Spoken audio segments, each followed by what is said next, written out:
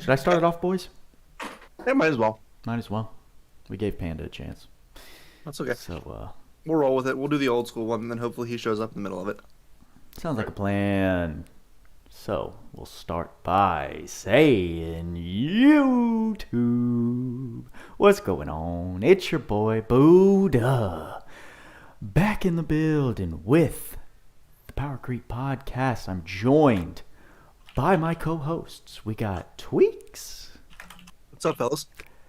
And the Krypt man. Hey. And not Panda.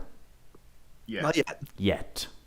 We're hoping he wakes up probably from his nap and jumps in at some point. But until then, you've got the OG3 on YouTube, not airing on or in Discord anymore. Just me and Tweacz were talking earlier during our live stream, and we figured why not just reach some more people while we do the live session. It's a fun experience to make it to these live and chat with us real time. Speaking of which, I need to pop out my YouTube chat so I can see what's going on.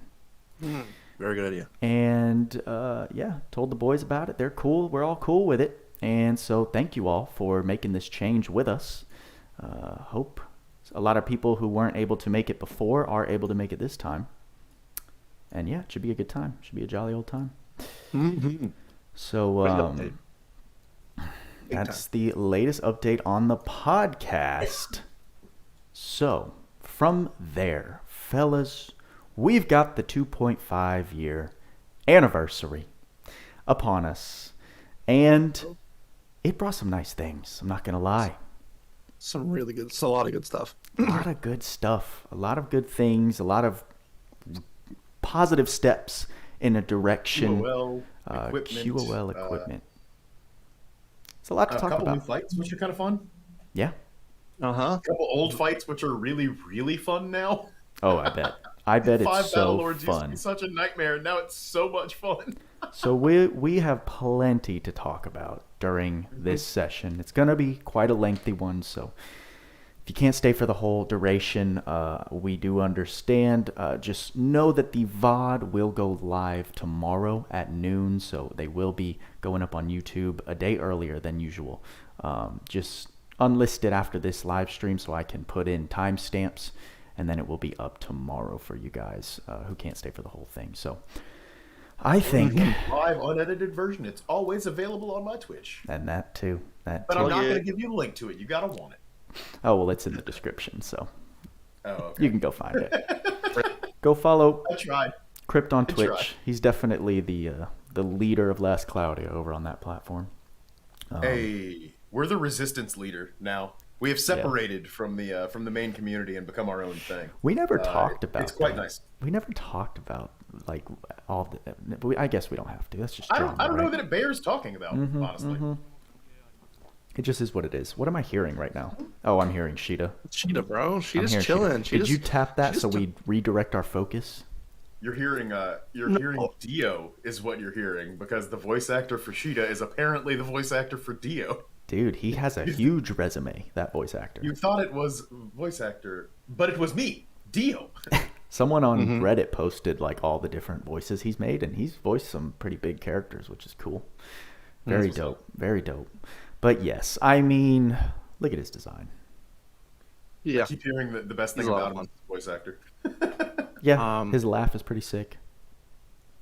Yeah. Yeah, it was definitely a very hype unit coming into this, right? After seeing the stream or the 2.5 Annie video, and then getting to his kit video. Yeah, for sure. Very, very hype unit. Cat looked nutty. Also, let's turn that off. I don't know, man. How do you feel about Shida, Krypt? We haven't talked to you at all. Did you get him?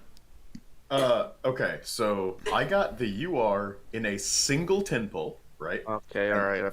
Whatever. And then I did another 10 pull. I was like, yeah, okay, well, let's see what happens. So I did another one and I didn't get anything.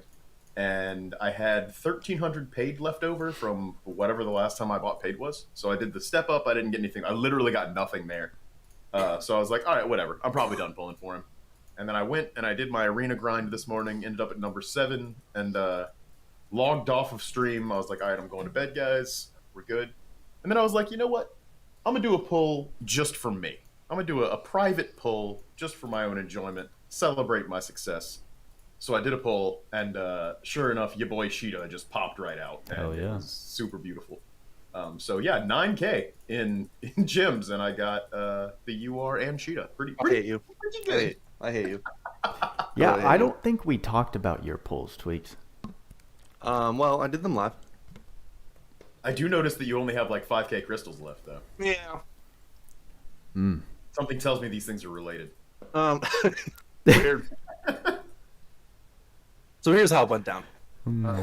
I did the right after the update. I wanted to stream a little bit, but my paids are on iOS, so I did them there.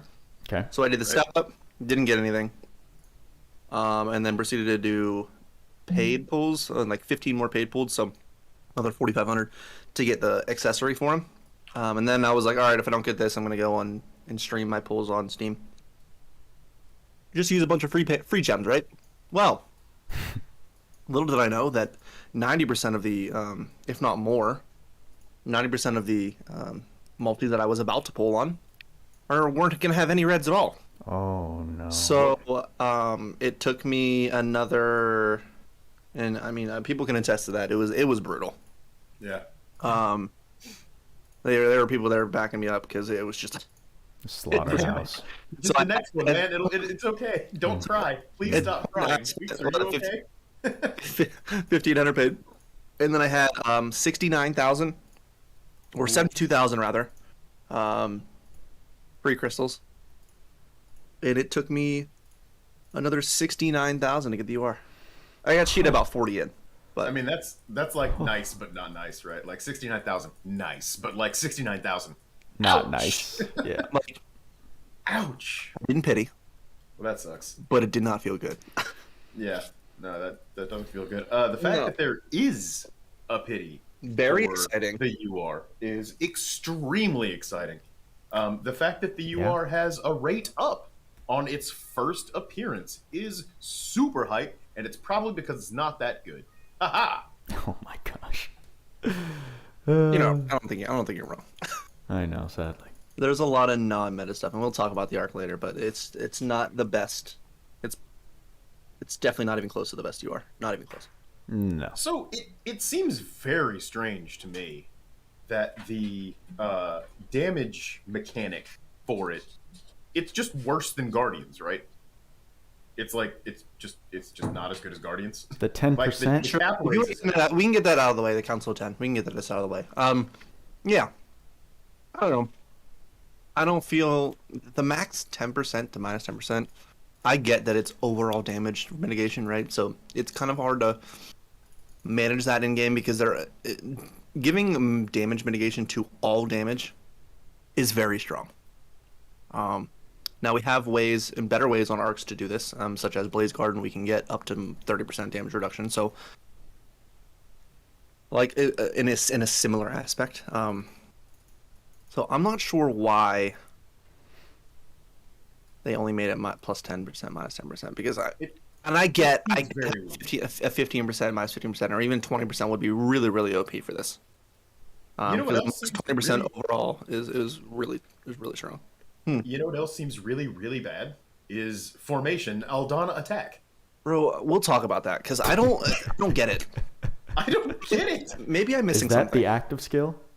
No, that's one of the passives that you can learn from it. Oh, right. Yeah, that's At the when the bottom. party has at least 2 units. I'm not reading. And all are alive. Unit deals plus 5% damage and takes 5% less. Now, if that were like stacking, right? If I could Beast put Alliance, that on 4 units and it's stacked up like Beast Alliance or like Heroes Bonds or whatever it is, that would be really good. Right. That would be super good. And maybe that's what it's supposed to work, but how it reads and what it costs is garbage. It is straight hot doo-doo. And I'm hoping like figures that out because I don't know why that's expensive. But all right, let's go over the passives because the stats on it are actually pretty good. Over 300, basically 350 plus of strength, defensive, intelligence. It's actually very nice. For sure. Literally 0 MP, 13 MP. Like what is the idea here? Like, why bother? Why bother, exactly. Why not just 0? 2800 MP. It's pretty strong too. Or sorry, HP. Pretty strong. But the first trait, giving plus 10% and minus 10% for a UR arc, is very confusing. Like we've just talked about, like throwing. You essentially on living allies have to have 10 different types of humans basically. Yeah. To make this even effective, and then it only goes up to 10%. So while yes, you can, while minus 10% damage taken is very good, and obviously you're not going to be using those if you're trying to boost the damage for your unit, because a plus 10% is very much outshined by many other arcs. But what you are using this for, if you have the intention of using the arc skill to grab plus 1 stock, if you have the intention to using the arc skill to get SCT, that's what you're using this arc for. You're not using it for the damage you're going to be outputting, Right. for your overall damage, right? You're using it for your discount honey elixir. Right. Yeah, it just seems very strange to me that like, and comparing them side by side, you know, Guardians is a free earnable arc that everybody can get, and it's like the main characters, right? It's like the main cast, and then Yep. Council of 10 is like the Descent of Heroes things, and so Right. for that to be kind of a step down in like damage, because Guardians is just straight 15%, all attribute attack, all attribute magic plus 15%. It even has better damage mitigation, but it's like specific, right? It's like against gods. Oh no, damage from god type enemies. Oh, okay, yeah, it's gods and bosses. So it's more specific, but then it's got the rider of the XP thing, which is kind of cool and completely useless in battle. But it seems really weird to me, and maybe eventually they're gonna explain like the process. yeah, their design process behind this one. But for right now, I am missing it. Yeah. I agree. Now, for the second part, let's talk about the arc skill. Because a part of its passive is linked to the arc skill itself, right? So upon using arc skill Council of 10, max skill stock plus 1 during the wave. During the wave, which means whenever you use it once, it does not last. It's only in that wave. You get plus 1 max skill stock. Yes, that can be good. But the issue with the arc skill is it requires you pretty much to max out the arc skill to have it be useful. And that's going to cost you 9 more UR deaths.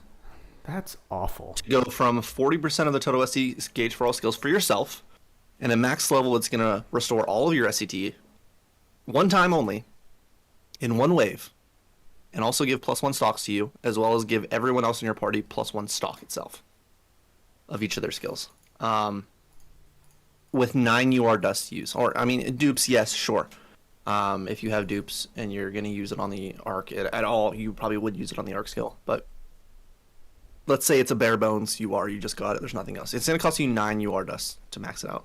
For people that don't have a honey elixir or a WAP or a really good glass record battery, that can be very, very useful. But again, it's only one-time use in a one wave. The animation for it's gorgeous, by the way. It is gorgeous. Is it? Yeah. Well, we can definitely go throw that out there. It is beautiful. So, like, what do you think in terms of arc traits and skill it would have taken to push this over the edge? Because I've got some pretty definitive ideas about like. I think if it was plus 20%, minus 20%, I think that would have been very, very strong, because minus 20% all damage, just straight off the bat, is a very good damage mitigator. If it had started, if the arc skill had started out at, let's say, to give all of yourself all the skills, and then as it leveled up, got percentage-wise better for all of your friends' skills. Like, if it was a party-wide honey elixir for one time, I think that would have been actually very, very good. Not super OP because it's only one-time use. And while I'm gonna say not super OP, that would have been very OP for like time trials, right? Giving all of your units full skill stocks, but giving them only 1 each, and as well as having to be max level to give yourself 100% SCT. While we have other ways to do that, and other ways, even if you don't have honey elixir or WAP, there's still other efficient ways to do that. So I don't see. There was a lot of potential to make it very overpowered, but they decided not to. So I think you're right on with that 20% number. I think it definitely should have just been doubled up to 2% per type, up to 20%. That would have been amazing. If they had removed the need for you to use the skill to get the skill stock. Yeah. Yeah, because we already have an arc that does that. Right. Still very Absolutely. good. Stardust Live is +1 skill stock to all skill stocks at all times. Right. Purple Orb exists. It's limited, but it exists. So giving it like not having to activate the ability to do that, and then I think you could even pare back the skill from like starting at 100%, because if it's always giving you that extra stock in all your skills, having it start at like 50% total for you, and like I don't know, even if it's 50% total for you and your team, and like right? 10%, and then as you level it up, it goes up to 100% for both of you. That would have been super good.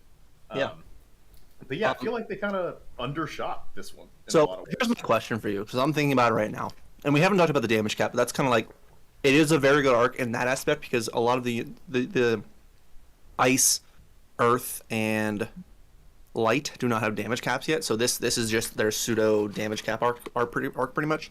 Right, and this also replaces like a Kagatsuchi for me, where now I don't really need it, because if I have to get that extra little bit of cap, we've got an option now. And that's great. I'm into that. I am into that as well. It's definitely like your general Godbreakers arc now. But have you guys? I'm assuming the way it's worded that we have all seen that the max skill stock +1 is only to you, right? But I think so. Yes. But if it starts applying to your other, and this will need to be tested and confirmed, but I'm pretty sure it's not how that works, but I'm just speculating. If it does apply any plus SCT to your teammates, does it give them max skill stock as well? I don't think it does, because when I first read it in the translation that Panda did, that's what I thought was the case. But reading it in game now, I don't think that's the case. Okay. Well, let me. But maybe it does. Maybe I'm just still rereading. That's fine. I don't think. I also don't have it leveled up where I give any of my allies any SCT. Yeah. So I'm gonna need to make sure that. Man, how am I gonna do this? I mean, I could use this very fancy 16 UR dust that I have, but I'm not going to.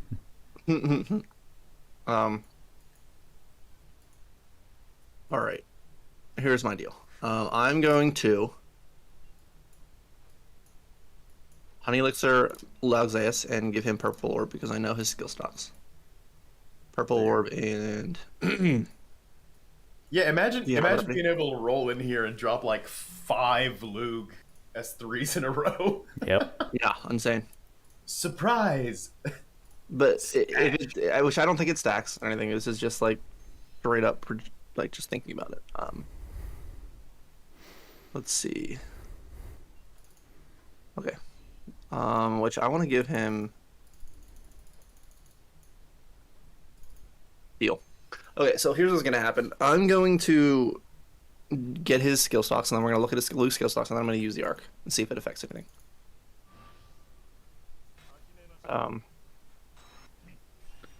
So right now he's sitting at 7, 5, and 3, which is also ridiculous. You got 7 S1s. Well, now we can see the animation at least, so that's gonna. Oh yeah, dude, I love this animation. It's actually pretty nice. Like, it's cool that it's unique, right? Because some of the other ones are just like, it zooms out on the art, like Theo. Right. It doesn't work yet.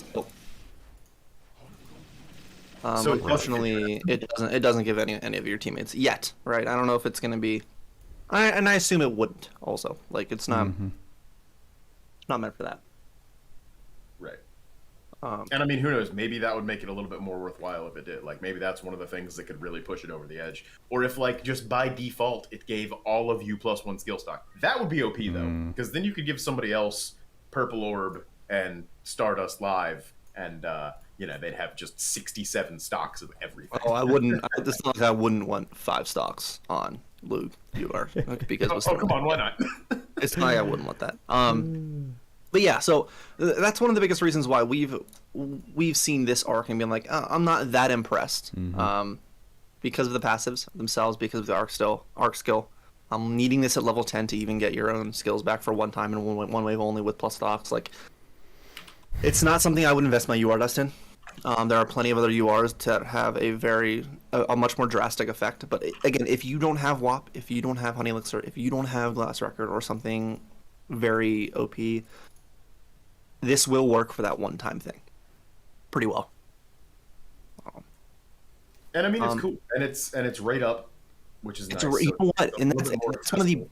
biggest factors of it, of which, again, a conspiracy theory of why it's right up, because it's poop. I mean, it's not that good. It's not as a tier of UR that we expected on a second Annie or a 2.5 Annie. We did not expect it to be this. Now, have we brought out its full potential yet? No. So there's obviously some testing to be done. But the fact that it's rate up at 0.8%, which is absolutely bonkers. One, conspiracy theory wise, because it's aka not that good as a UR, of why it's rate up, but also if you think about it as it's a UR essentially with an SSR rate with an arc skill. So it's essentially an SSR with an arc skill. That's all it is, because it's a rate up. It's not given the the runaround where it's going to be a 0.4% rate up, or like even without rate up, which they used to be like 0.1 or 0.2% on arc on when they first came out. I believe it was 0.137. Yeah, back when we had a little smaller pool. But yeah, so it's essentially just an SSR arc with an arc skill. That's all it is. And even that, the arc skills on URs are generally very good. I don't see much in this at all. The only thing I was excited about is having Fighting Spirit 2. Yeah, that's exactly what I was HP gonna boost. say. That's exactly what I was gonna say. Attack of defense up max. But this is what we were talking about before. Formation Aldana attack. Yeah, I don't get Let's it. say it's if it worked like Beast Hunter or sorry, Beast Alliance and Heroes Bond, where it was, having at least 2 units gives you the +5, and then 3 units gives +10, and then 4 units gives +15. Then yeah, it would be really, really good. And again, this is deals +5% damage, so it's all damage, physical, magical, special, arc skill, all that kind of stuff, as well as takes damage -5%. So it is all damage. I think it is based in their categorization of damage mitigators and damage boosts. This is probably around 10 SC, which I don't think it's an unfair cost. I just don't see it being reasonable to. It's like one of those luxury skills. I just think there's stuff that does more for less. Yes. I think 10 is super misvaluing it. But I feel like they misvalue a lot of their stuff, right? And I don't disagree with that, but I think it's probably one of those. It's just one of those luxury skills, right? This isn't one thing like you're going to be chasing this arc to get. No chance. I think like a 5 to 7 range would have been better on that. It puts it a little bit more in line with like automail equip. I was thinking 8, but yes. Yeah, it just seems very strange how that got priced. And if it had been stackable, I think a 12 SC would have been like if it had given it 4 units all have this and 15% damage and 15% mitigation. I think 12 or even more SC would have been actually valid. Yeah, 11 or 12 area would be appropriate then, or like 11 to 14 area would be appropriate then. Yeah. But just the way it is so strange to me. Right, and I'm assuming by the wording in a formation add-on attack, we're probably going to get more of these. Like the weird formation skills. I don't know. Do you think? Or is this like a maybe based on this unique arc? Maybe, and I hope they're not poop. What other area could you see us getting like a formation from? I don't know. Just from the continents, right? So Adana's its own continent. You have what's Adana. Lanzalia for You have Blaze? Mordana, like stuff like that. I don't know. Because this is all Mordana formation. Let me become the desert. Maybe. Give me Probably more of the those. remote hut. Give me the remote hut formation. I mean, like critical raise is nice to have. That's That's luxury. it's not something that I use on most things. It is going to be your luxury skill. Like Obviously, these light quirk raises, the light attack raises are going to be much overpriced, strictly because they don't want you to stack them for value. This is like you have to make a choice between do you really want this skill or not. I mean, it's a replacement for like your 6 cost advanced aim vitals and whatever your mid cost. Your three. It's essentially should cost 9 SC at base if we're going off of it. But costing 12 again. It's because it's an additive stack. It's going to cost a little more. Does A2 have that innately? I don't know. No clue. I'm a look. We want to talk about the AER a little bit Sure. because I feel like they're setting up for something big here. Oh, yeah? Man, Tweacz. She doesn't. That's fine. She doesn't need it though. I'm so excited. Oh, I'm out of the man. loop. I'm gonna obliterate people with this. It's gonna be great. Don't tell people like that. All right. Imperial Flag of Honor. So unfortunately, this is a staff and it will take up your staff. But if you don't have a buffer or anyone that gives you battle start boost to magical and physical damage, this is very nice. Where would I use this? Definitely on a support unit like not Tinkili per se, but like a support unit like Gen. For sure, because he gives his own unique buff, but also this giving a physical and magical attack buff, which would be really nice.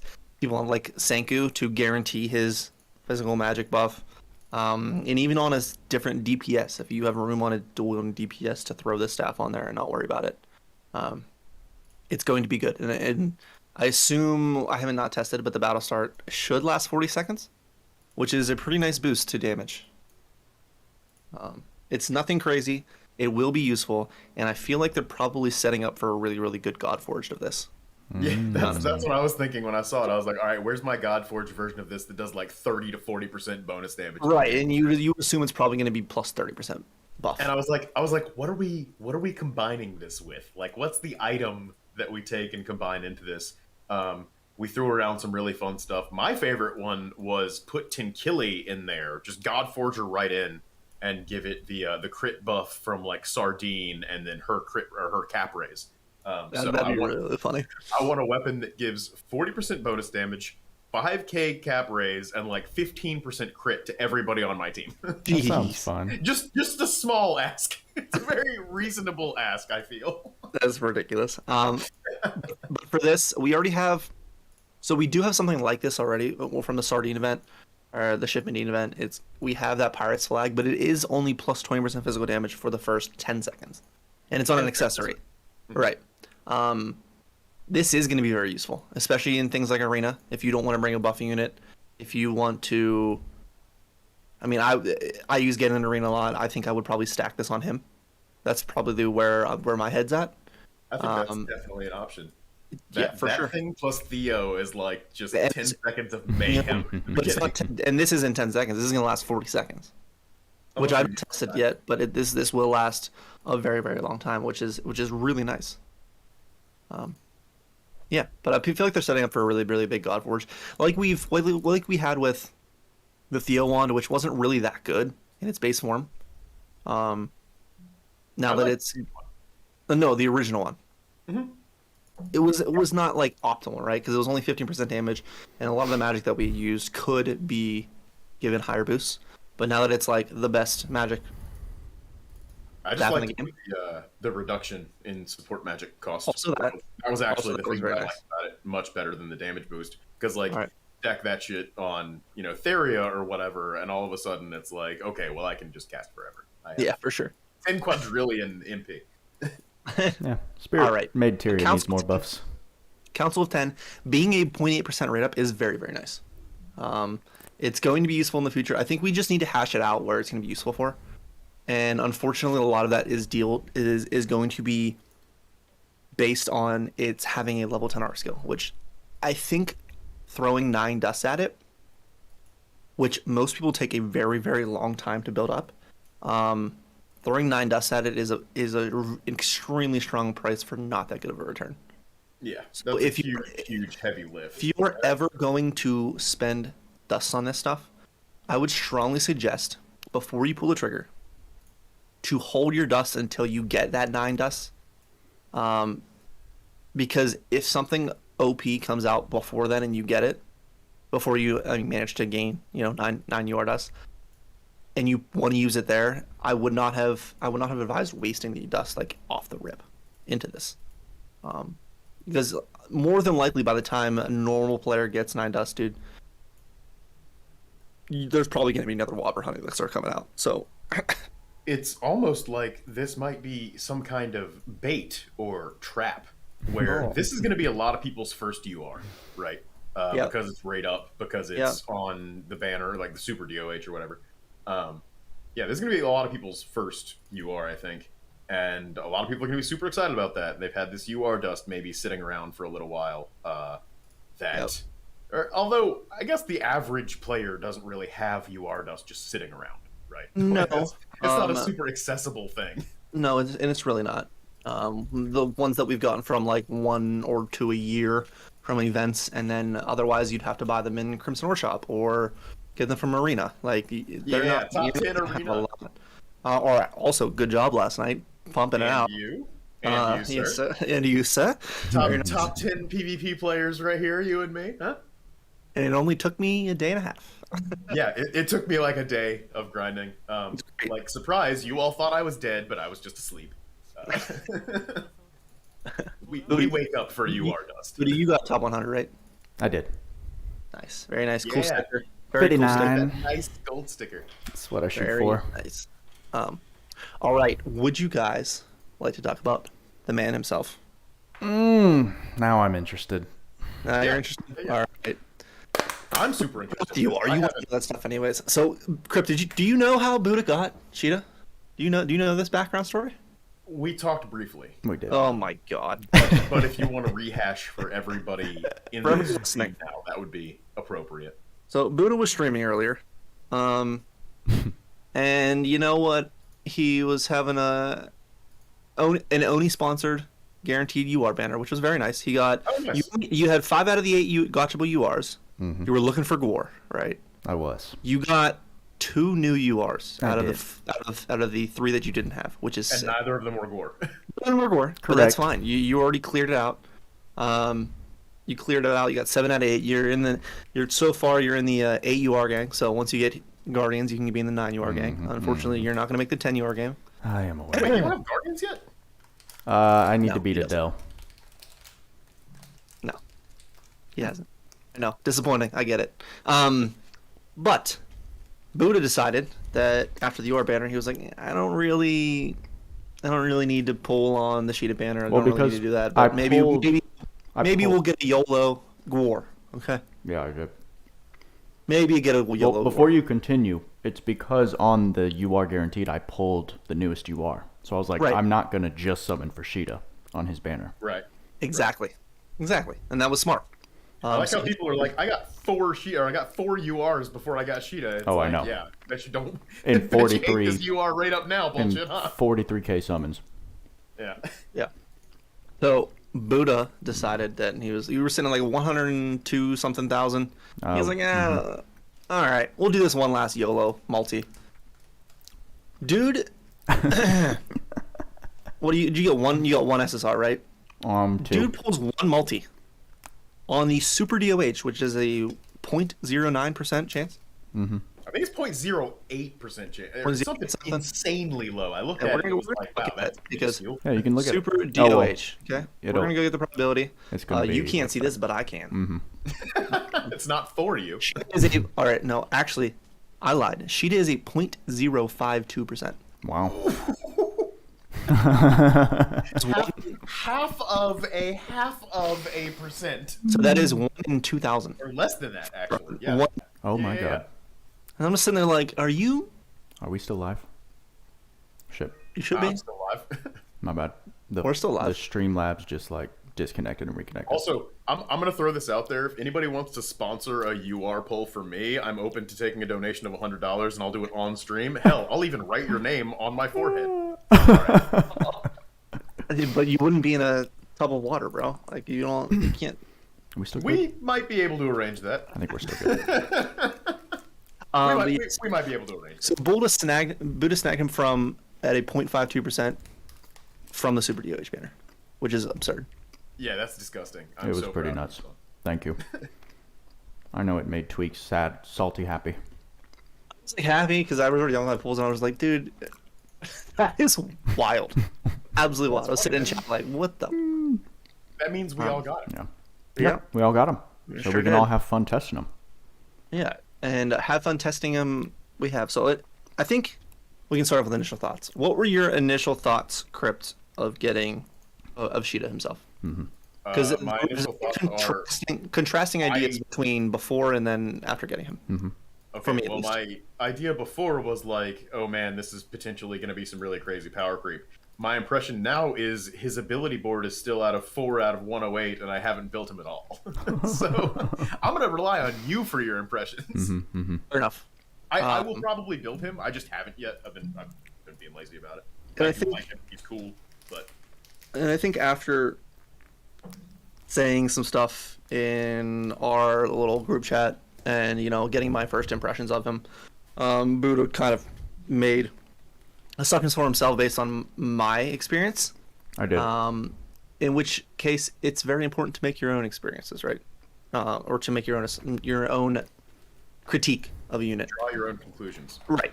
So, in my aspect of grading him, right? What we were expecting from his kit, we were expecting from on paper Shida. Okay. All the power, all the damage caps, all the hit counts, the hybrid-esque unit, a very, very good all-rounder. The main Very strong all around. The one moment of- she said that, I began to fear. one of the main drawing points of units these days for me, especially if you are a DPS unit, is going to be your spam ability, which is something that we cannot see, we cannot test, we can only see from the video, and we're just like, okay, he doesn't have the fastest skills, but hopefully they're very much spammable, right? Unfortunately, that's where he comes a little lacking. For DPS units, obviously DPS means damage per second. Okay, his skills have very long animations, and they do not combo specifically well. So his DPS, even though he has very high damage caps, he is a very strong character. He's hard hitting. He will cap very easily, especially with the right slayers and the right build. His DPS, when compared to other units such as Laugzeus, Ed, Roy, Shift Alice, 2B, A2, it's just a little lacking. Even compared to A2? Even A2 per se. Well, and I'll talk about that Buddha because I know we made that little tangential thing earlier today. Cool. I just want a team that's like Shida, A2, and like AOG Lily or something goofy like that. Just like a light dark team. Yeah, that's cool. I like that. I like the theme. I like the theme teams. Yeah. But like with that said, right? So I brought him in expecting some really, really good burst damage because before he came out, I said, with all the fast, you're looking at his kit and you're like, well, he's only got fast buffs. He's got a ton of fast buffs. Got some really good damage cap things calculating at damage start, getting plus 10,000 cap and all that kind of stuff. He must be a burst unit. What he isn't is a burst unit. Yeah. He's a very now mind that he's a very good all-rounding unit. He does do very good damage. He doesn't have terrible DPS. He's again a very meta general unit to use for both magic and physical damage. But when you put that expectation in, and I was reading his kit and building up my own expectations, thinking that he's going to be an awesome burst unit because you know how I love testing fast DPS. Oh yeah. What he doesn't have is fast DPS. Your Relative, right? So again, he's going to look very good for most accounts, but when you have all the tools to test how to bring out all the juice of every single unit in the game, and to be able to see the difference at max potential, that's when he starts lacking. Yeah. So, So people are going to have very high opinions of him because his damage is going to hit very, very hard. They will. Very early. But Right. for the ultimate account, he doesn't do anything for me. Yep. So what he does have is he's going to sustain pretty well because he's got like Goddess Kiss, he's got auto healing and stuff like that. The weirdest thing about him is that like he really is a sorcerer who plays like a soldier. His typing, he's literally sorcerer type, but he plays just like a soldier. And that's kind of neat, and kind of confusing. I like that they tried something different. I'm not sure that I love the execution. So, Buddha, I'll get on to the point you kind of mentioned, right? So A2, right? When I'm thinking about Shida and I'm thinking about using him, who would I compare to the DPS potential, right? The way I looked at it was his damage potential, again, very high per hit, extremely high dual wield damage caps. Where does he filter? 39,999 with all the boosts, and then wards. Yeah. So that's dual wield. Yeah. So obviously the highest we've ever seen. Yep. Even I can two do dual wield. that. Yeah. Yeah, you Of course can. you can. I'm excited. But what he does, where he does compare, and I think Buddha agreed with me, is his damage flow, right? The damage speed, the damage flow is more like an A2. She hits very, very hard, and just doesn't really combo very well, but all of her attacks are going to slap. Yep. I love A2. Which makes her And use- A2 is great. Favorite arena units. Exactly. Which is, again, we're comparing to a very, very good unit. Yes. Just in certain burst scenarios, he's not the burst that I would have expected. Yeah. I So- mean, you set it up very well with saying that when you have everything to unlock a unit's potential, one, you're judging from a different scope, and also we are judging him within the scope of the top, the 9s to 10s. Like, compared to the rest of the game. And I mean, he's still up there, right? Dude's Like, Absolutely. up if I were going to there. give him a rating just off the cuff immediately, it would be like a low to middle 9. Correct. And that's without knowing too much about him beyond what we're talking about here, without really, really testing him. Because he does have a lot of really cool built-in utility. And if you don't have a lot of stuff, he's going to be able to do a lot of things. Correct. I mean, Having healing, having magic, having physical damage, having Diabolos or whatever it is in his kit to help him in Dude, the thing situations. hits hard, by the way. and that's going to help people who don't have trash. Diabolos hits very hard. I bet it does. Oh, I see a Guys, Panda's panda here. in here. Panda's a lot. Welcome. All right. Anyways, we'll continue. Panda, you can chime in when you would like, but welcome to the podcast. Yes. What I was going to say is we can answer this, I guess, right now. Someone asked earlier. I told him we'd get to it. If you're a new player, brand new player, is Shida worth? I would Bro, say he's so good for a new account. absolutely. But now 100%. here's the question. Do you go for the super DOH and hope you may pull Lug? Honestly? Yes.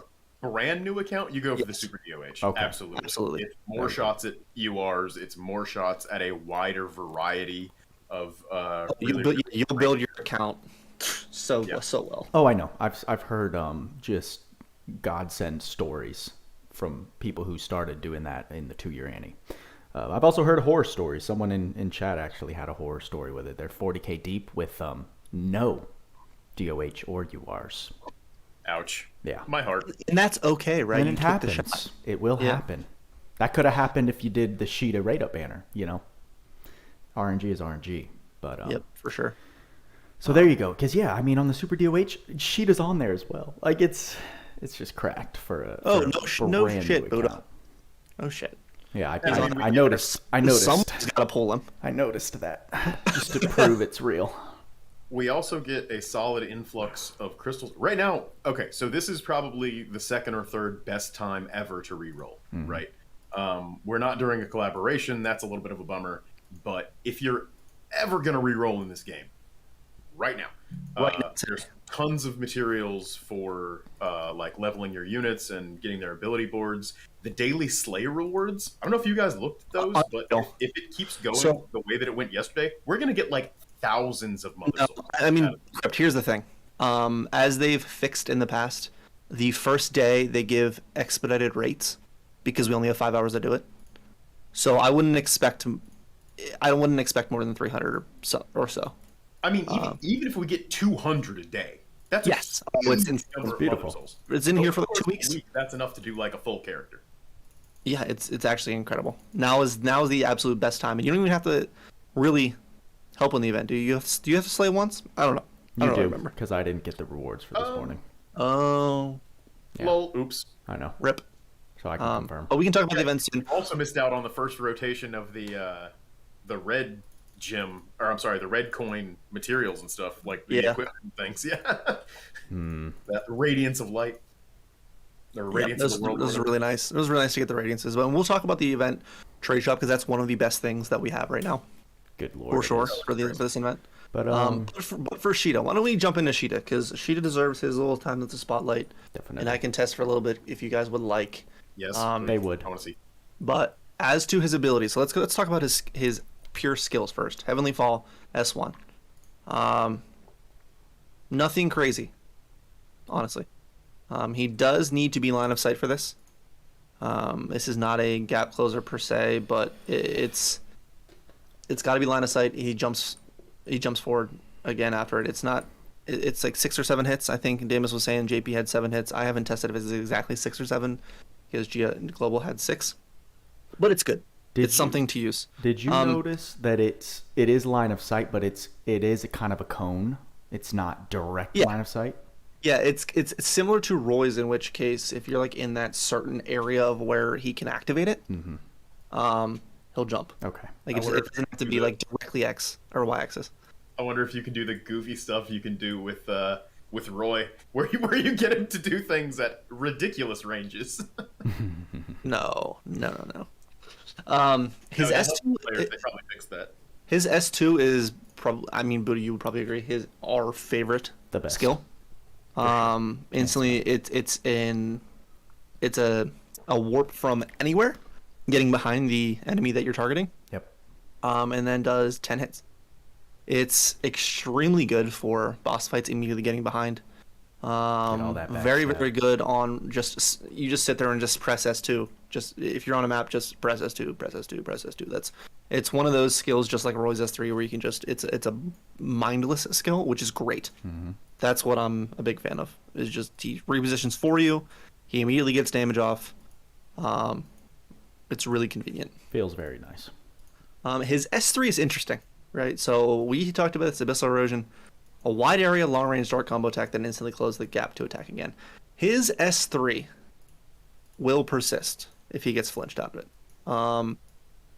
Because it works in such a way that it's a on target AoE effect. So once it's activated, it'll do like a little cyclone thing. And even if he gets flinched, it will continue to do damage.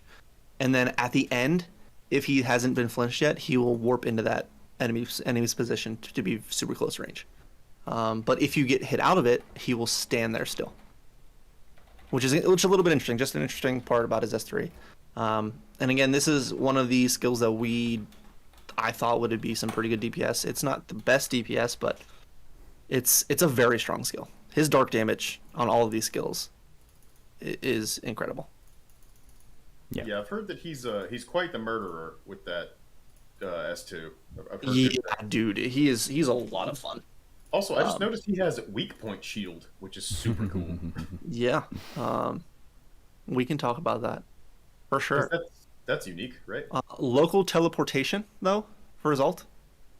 One of the coolest ults. What are people saying? It's like the Bladeworks, Grand Bladeworks, or something like that. I don't know what it's called. I don't watch anime, but it has like a bajillion swords and just like a 41 hit wide AOE. Yep. It's dope looking. It is. I will give it that.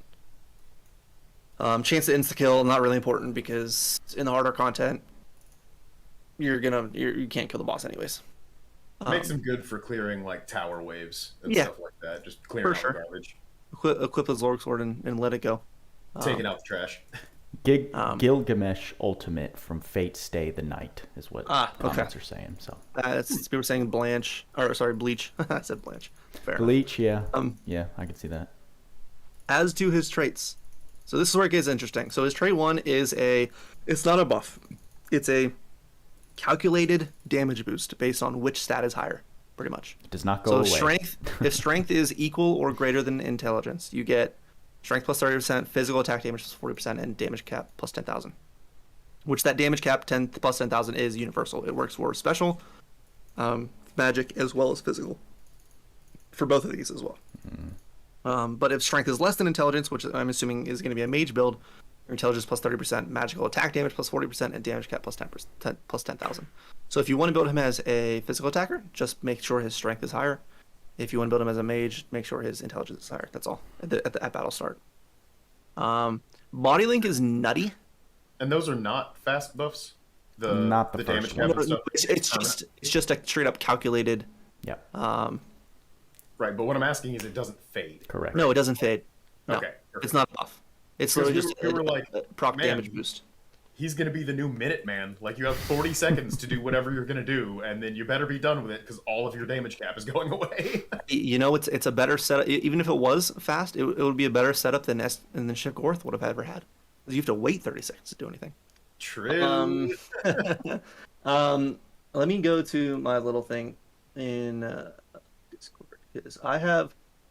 What exactly is his trait to? Okay. Battle start, autocast, Grand Brave, Grand Aura, haste, recast, high protection, and high magic barrier. What does that exactly mean? So for the first 40 seconds of battle, he's gonna have fast Grand Brave, which is plus 35% strength, fast Grand Aura for plus 35% intelligence, fast haste, which is plus 25% SCT speed, fast recast plus 30% cast speed, fast high protection, which is minus 35% physical damage taken, Yeah. and fast high magic barrier, which is minus 35% magic damage taken, which is absolutely ridiculous. This is the main thing we thought is why he would be a super high burst character, because they're giving him fast buffs for what? For what? Who knows? Yeah, it's a little strange. It is, but those are very, very strong. Most battles in game, and not necessarily the hardest content, but a lot of story content, a lot of tower, will not take more than 40 seconds. So giving this to him, is still very, very usable and a lot of content. If anything that takes longer than 40 seconds, he's still going to be very good anyways. It's just not going to have all these buffs. I mean, it seems to me that that's kind of a more arena-focused thing. Yes. Right? Yeah. Like, that's going to be incredible in the arena. Oh, just insane. Especially if you back it with a bunch of other, like, damage reduction. And I'm thinking we're going to see some very tanky, very fast Shidas in the arena. It's going to be I'm very excited to use him in arena. And that makes him both good in PvE and PvP, which is really, really good. Let's go to his passives. How about that? You guys want to do that? That sounds great. Sure, do that. Let's go through his magic, because his anima is the first of its kind that we've seen. Dropping the offensive capabilities of any enemy in that wave is and stacking with all of the normal debuffs like Blazer, High Blazer, Lost Noma, and High Lost Noma. Like, it absolutely nukes enemies' offensive prowess. And I don't know if anybody has used him in the Four Lords battle, which is the newest hardest content that we have. Absolutely crushes the offensive power of the enemies, which is dope. This game, not that's that. how you get the no death, right? Because No, you don't need it. Dick Rogue is just gonna try and wreck whoever the weakest person on your team is. Say, mitigating that alt in the beginning is easier than you might think. I got a crash course from Tweacz during our live stream earlier. I mean, there should be several ways to do it, right? Yeah. You could bring Gin, you could bring New Gorm. There's probably several ways you could do it. But that's probably one. Well, we can get into that, some tips or whatever. But debuffing the strength of the Rogue is going to give you the best chance of survival for sure. And you might not get this off before she actually gets her ult off. So using fast debuffs like Veldora, Beautiful Songstress, or Gen is going to be the easy way. Other than that, you can rely on Stinky to get a RNG chance. But yes, this is going to be very strong for after that first buff, or after that first ult. But as to his magic, Abyssgate and Venice Rainfall. Abyssgate's kind of irrelevant because it's just super, super slow. Obviously, it's one of a good spell if you want to lock out the magic Q, which is probably its only use. Venice Rainfall is a fast spell generally used on other units, for clearing IGC3, so it's nice to have that just innate. But Black Hole is going to be his best spell. I'm so excited that he has Black Hole. He, I love that spell so much. It's a good one. The main fact, even if he doesn't have to do damage, even if you want to bring this on a physical DPS build, Black Hole is very good in the fact that on flinchable enemies, it will bring them all to the center of the map. It pulls them all in, making them a small little bubble, which you can AoE hit all of the enemies with your physical attacks or whatever you want to hit them with. It has utility. A lot of utility. So even if you don't build him as a mage, it's still very, very strong. Giga Week is awesome to have for free because that's only on Theopolis, I believe. So just having that for free on Shida is just nice to have. As to the passives in his kit, I mean, attack up max and magic up max just straight up, just because he can build either way. Arcane up, Fighting Spirit 4, sure. Illusion, not really that crazy. Having a nice, which we hope all units have from here on out, is like a Conglomerate Slayer. Having Divinity Slayer on him is a very good one. As well as Divinity Geyser, which is the first of its kind, which is the first one that we've seen of Divinity, or Slayer, essentially Slayer damage on magic, which is nice. It is. Special Boost innate is great. Auto Advanced Circles is phenomenal. Auto Heal specifically is very, very good on, I'm going to be using it as a physical DPS or even a mage, but having a essentially constant way to heal back from less than 30% HP, and having Goddess Kiss innate and all that kind of stuff, like that's really, really strong for survivability and sustain. A lot of people aren't going to notice it, especially new players. This is going to be one of the main reasons why your Shida seems to just never die. Yep. Oh man, I put Cultist's Pendant on him, and Black Hole is so fast. You click it, and it just happens. It's just there. So I'm sure his paid equipment is great for that too.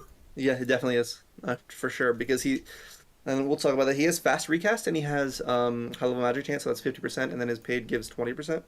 So that's going to be that 70% insta-cast you want. So yeah, very good. Dark Eye, again, these are all, the next ones we've seen are all the Dark Boost, boosting magic, skills, and special. So Dark Eye Boost, Dark Eye Drive, Dark Attack Raise 3, Awakened Shrouded Light.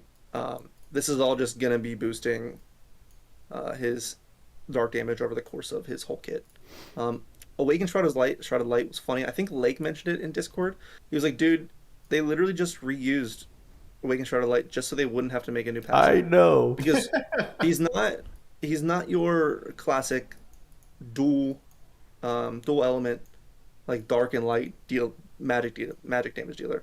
They just were like, I don't really feel like making anything new. Yeah, sure, let's give him Awakened Shrouded Light just because we can give him that dark magic attack damage and dealing critical. I noticed that. Yeah, too. it's weird that he got Rider light damage utility. Yeah, it's like he's a dark unit. Why would you do this? Because lazy.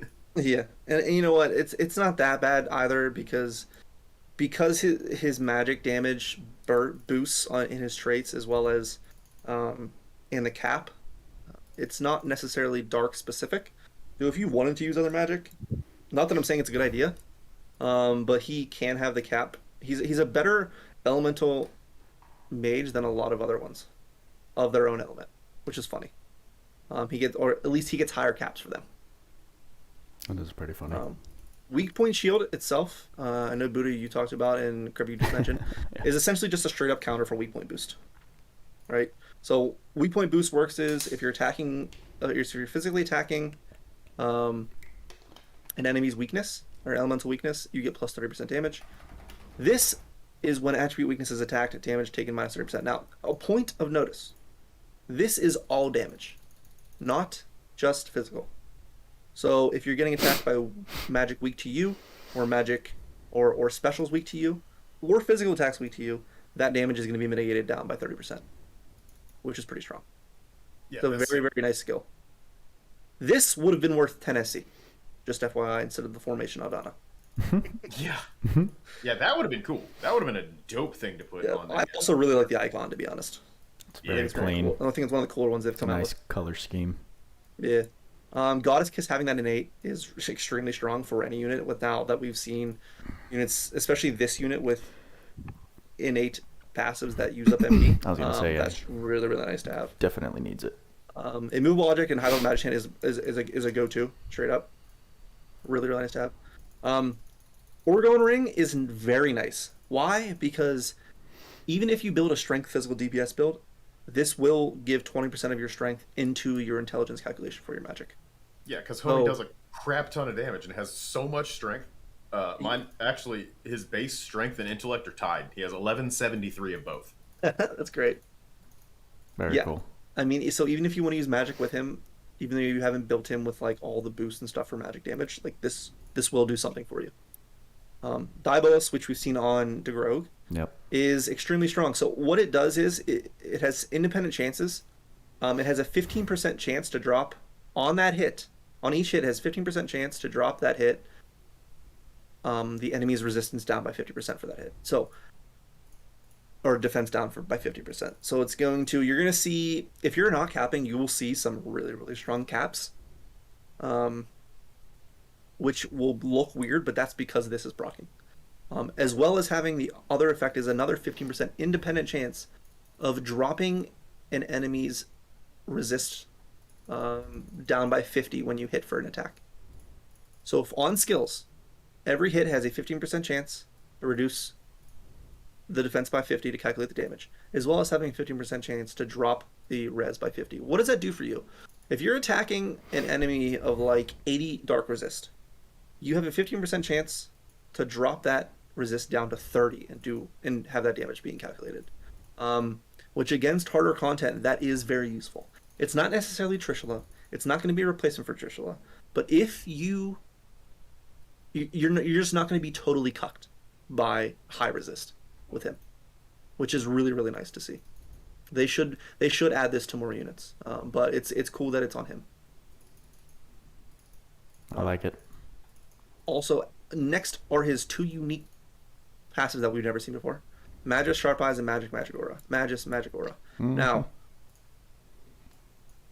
it's essentially just Sharp Eyes, just unique, giving plus 5,000 cap. But what it can do is stack with the base version of Sharp Eyes and Magic. Yep.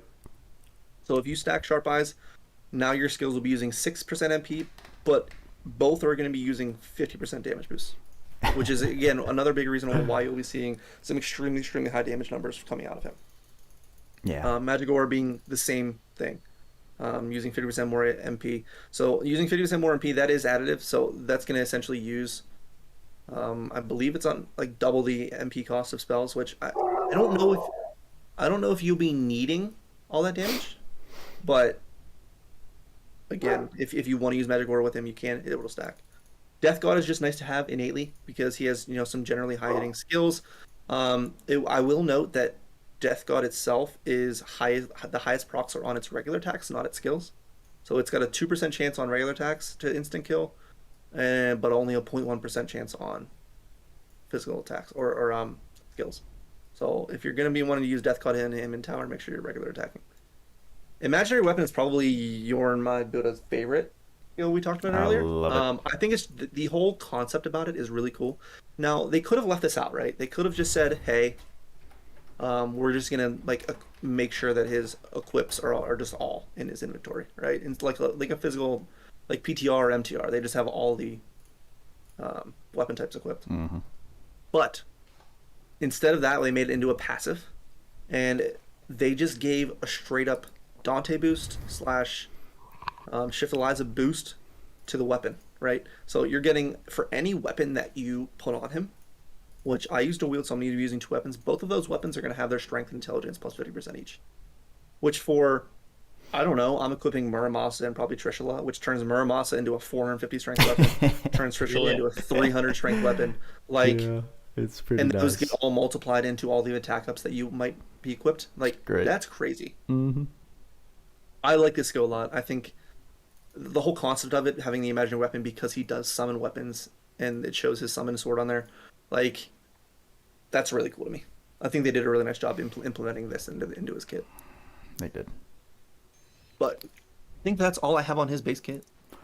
Shall Obviously, we... I got him immediately and yeeted him all the way to 110 because I just had an absolute ridiculous amount of pots.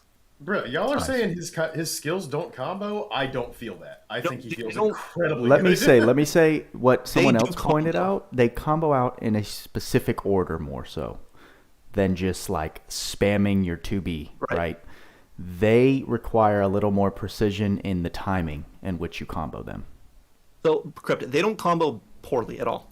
They just don't have that burst, right? So For sure. that's where I come in when I'm saying they don't combo like you would think a 2B or a Laxeus or like a Shift Alice, like stuff like that. Like they don't feel like that. But what they do is they don't drop combo. I like his S3 a lot. That's super cool. You too. Well, it's I do nice feel that like it's just I'm from a fan of anywhere. all of his skills. I also appreciate the knock-up in his S1. It does feel a little bit like A2's. S2. In that it's not like the smoothest thing in the world. Mm-hmm. But I've grown to appreciate the juggle skills because it's like, well, you can't block me if your feet aren't on the ground. Very true. Disagree. I mean, I'm definitely going to try him out in multiplayer. And even if I can't match, obviously, the DPS, I'm going to love just pressing S2 and being behind the boss. Yeah. That's going to be exactly. very nice. I mean, especially for utility, just getting that and yeeting yourself right behind the boss. Yep. I really want to make a video. So anyone who's here, which shout out to you guys for turning out on this. We had like 122 people in this bitch. Jeez. Yep. Yeah, there's a lot So of shout out to you guys. I want to make a video on standard, like your typical standard boss practices. DP. Well, that, but also your like the new standard for DPS skills. So you've got your sharp eyes, your weapon boost, your backstab, the sky high, right? Things that people don't really know unless they're shown how to position the character. Right. And positioning and manual play in this brings out a lot of the unit's power. Literally. So Because a lot of units are too stupid to use their individual skills by themselves. Like their AI is literally too dumb to do the thing about the character that makes it special. sadly. So yeah, just wanted to shout that out because for Shida specifically, that's why I want to make it, is because Shida emphasizes how good backstab and surprise attack are going to be. Yep. I agree. So let's see do him I in have action. things on People wanted to see him in action. Yeah, so I'm gonna just give him some help here. I think this is the more fun that I've had on using him, is giving him whatever he needs to essentially be the top DPS he can possibly be.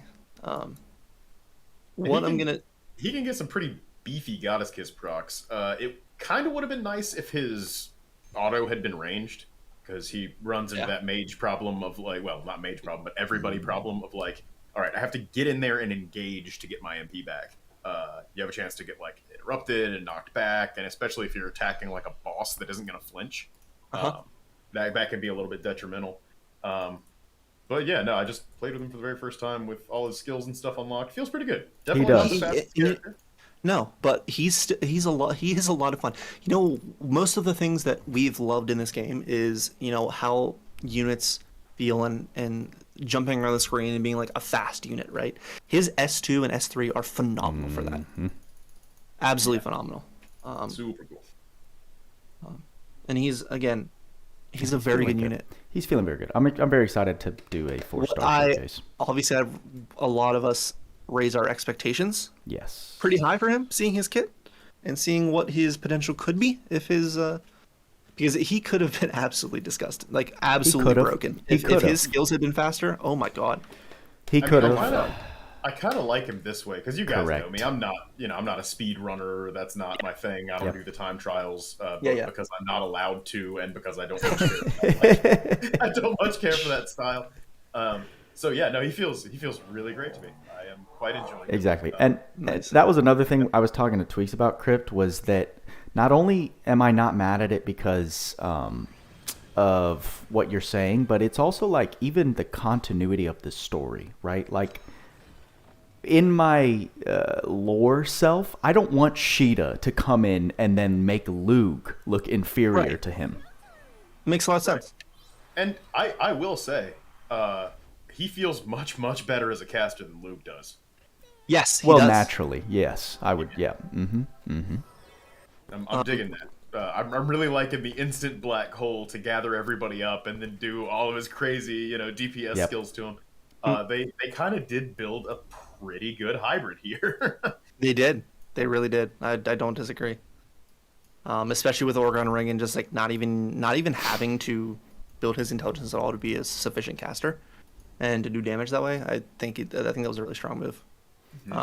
So I don't have Sword of Slayer on, so I don't know if I'm gonna be camping. So I apologize. We'll find out. Yeah. So I have all of his cap stuff on, so I don't have dark damage boost, so he might not be, but we'll see. What I did do recently is I dumped my UR dust into Theo, so now I have a level 8 Theo, so it drops resistance by 40, Good God. which is extremely strong. So keep that in mind when you see the damage. But I'm going to use it first. Theo has the black hole effect too, where it gathers everybody up. Oh, Jesus. But as you can Oh, man. see, it's not Does it feel good? Yes, super. yes, it It does. feels great, but it's not the speed. The speed is not there. Right, and you know what we've seen. So, and this is again, someone brought up in my chat earlier, like, oh, it's just a couple seconds. Well, unfortunately, judging speed when it's a couple seconds, a 3-second clear versus a 6-second clear, Yeah. it makes a big it's difference, right? That's 100% half the matters.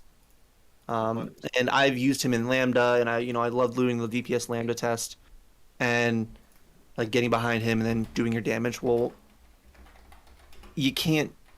It's a feel, right? Like I can do that, I can see it, and I feel the DPS speed, right? And it's just not there. But what he does do is he hits for fucking 40k dual wield. Like, I'm sorry, what? It's a lot of damage. Yeah, It's pretty nice. it's a lot of fun. Like his skills are flashy. That S2 right off the rip to get him in position.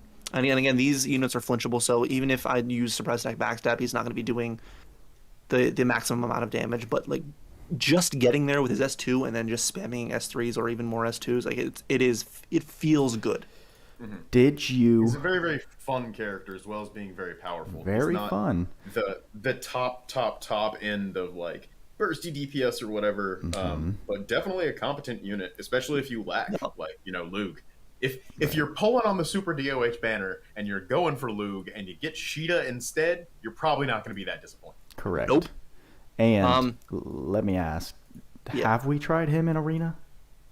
I have not yet, but I assume he's very good. Because of those huge mitigation buffs. Huge mitigation buffs, right? Huge mitigation buffs, as well as having that S2 to avoid and or kill an instant killer Roy. That's going to work very well. Because what works extremely well in Arena is your surprise attack backstab all in the first 10 seconds. Because most people do run pirate ship, and they will not be flinched. Immediately gets behind, and he's going to absolutely nuke whoever he goes after, especially if you have the right slayers. Exactly. I think Just going it might have been to, BCR was testing him earlier, and he was like, "Man, he feels so bad. I don't like this at all." And he was like, "Wait a second, wait, his S2 though." And I was like, His "Tell me S2 about his S2." Yes, say more. Say His more. best skill. And he was like, "Oh yeah, oh no, this is messed up." It's extremely strong. I heard Panda trying to So- sneak in there. One thing I did want to point out about him in Arena Yeah. is his weak point shield. He is weak to light and fire naturally, which means but he's only by automatically taking. right.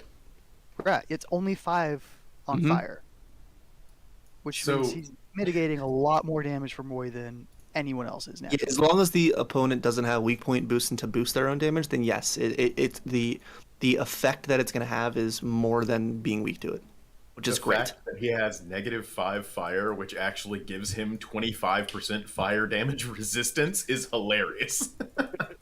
Like the way that plays out is really funny. I love it. I would agree. It's almost like you want to make him weak to everything. Like It's almost like if you stuck whatever that arc was that Gorm came out with and stuck him in the arena, he will just not die. Like Roy who? Yeah. Someone's bringing up auto heal in Arena. Sadly, you're not going to have the MP. you might. That's not necessarily That's not true. necessarily true. Actually. What? Yeah. I've got screenshots where I end fights with like 600 or 700 MP with Roy. with So him because you know what you're doing. You can definitely stack some MP. so MP regen is based on your max MP, right? And auto heal is only going to be a standard 30 MP. So if you get Pose of Honor crits or Pose of Honor procs or even higher MP, so you can get better standard MP regen, you can very much easily sustain auto heal in there. Or at least get a few hills. After a couple kills, yes. Maybe after one kill. If you have enough MP, dude. I'm very biased because I'm just conditioned to either I burst the team down in the first literal exchange or I get bursted down in the first exchange. So at that point, there's no time for killing. You just die or you kill. So that's where I'm thinking. And what's funny about PvP is, Krypt, I don't know if you would agree, but I am very happy that the league ended today. Yeah. Because a well-built Shida, which I have not used him yet in Arena, but potentially has definitely has the potential to shake things up. I'm gonna use the word or the words disastrous consequences is what he has in Arena. I think we're potentially gonna see some really, really fun teams with like him and Gorm on them. Yeah. Right? Oh yeah, because he's got low Make him HP. the weakest, lowest HP character, and he's just gonna like wreck face on people. Yeah, dude, I totally see it. It's actually ridiculous. Can't wait. I can't wait either. Okay, so I'm gonna drop these guys off, but we're going to. This is what I did with you earlier, Buddha, which I know you're probably gonna do in your showcase, but I'm just gonna run through this once, and you can explain it. This is going to be your tough. I'm gonna get for Angel Weapon. This is gonna be your tough, thick enemies that are gonna have a lot of HP. This is one of your hardest, honestly, one of the hardest hard maps in the game, and most of them are unflinchable. So this, if anything, without being with having very long skills, one of his main drawbacks is can he be flinched out of skills very easily? Yes, he can. But his S3 does persist, and he can reposition very quickly. Yep. Just after that. So I need to do and give him not a crappy build. We're gonna take Plant Slayer off. We're gonna take these off. I don't think I need that. So something that's not as bad as I had it. So Pirate's Feast for sure. Sky High I'm gonna bring because there are dragons, I believe. There are, yes. So I don't know if that's gonna do the damage, but we're just gonna bring it along just in case. I did want to bring Chishola, I believe, because of I don't know what their resists are. So we're just gonna roll with that. And then we're gonna use your new favorite little item from the AR from Vaz. Oh, so nice. So I don't really want to give him cat boost, so we'll just give him damage boost. Equilibrium Sphere is good on so many people. It really is. The three. Are you light damage? Are you dark damage? I know. Are you neutral damage? This is probably your best in slot. And funny enough, those are all three elements are in the top of the top tier. Yeah, for sure. So good. They exist almost outside the regular elemental meta as their own thing, which is fine. Definitely. Everything's fine. Everything is fine. Actually, this is the first time in a while that everything in this game has been fine. I know. I don't disagree. Shout out to everything being fine. Okay, we're just gonna put this on him then. So I have him at 96 SC. I'm probably not gonna use his anima, so I'm just gonna take it off. And they're not flinchable, so I don't think Black Hole is gonna be very good or useful here. The friend got so, and I don't think I really need damage mitigation in general. Man, his anima is gonna be so good in the Pablo fight and shit like that. Yeah, exactly. Shit stacks with your blazers, your Lost Domas, your super bad chemicals. If you have the anima and a super bad chemical up, it's dropping the enemy strength and intelligence by 45%. If you have Summer Temptation up from Tinkili or from Shift Tinkili, that's minus 70% strength and intelligence, which is absurd. We're gonna take your level and we're gonna set you back to level 30. So here's what we're gonna do after this. Okay, we're gonna bring them in. I'm gonna do the anima and do Stinky on Pablo, and we'll see how much damage it does without any defensive buffs at all. Beautiful. Okay, so let's run this. I don't know how well I have him set up, but we're gonna roll with it. Real quick, do you think that God of Ruin is his best in slot arc? For general damage boost, sure. Mm-hmm. But I don't. It's not really. I'm gonna use this just because I don't feel like wasting time. But I'm just using the spam as S2. That's all. Wow. And that's to me that's fun. That's very fun. What we're gonna see is on the final wave is the hardest. One of the harder for a solo unit to take on. And by harder I mean that's an S3. Mm-hmm. Like the cyclone of just damage. It's so good. His S3 has a pretty big area too. I think you're going to be able to hit 2 or 3 people in a ring It's with not that. crazy big area. So I need Buddha. You can talk about what you thought about it.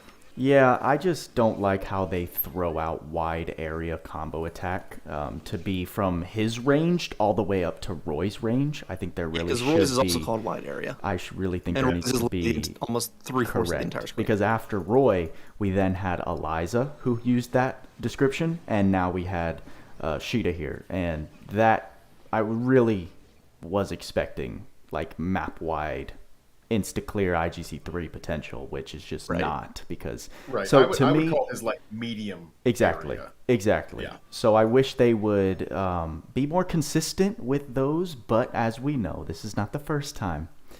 We just have to figure it out on our own Like rather than be language told. and wording has never been their strong point. No. Deliberately. No. Like And you they know have, what? they have very deliberately not used like clear and concise language for anything ever.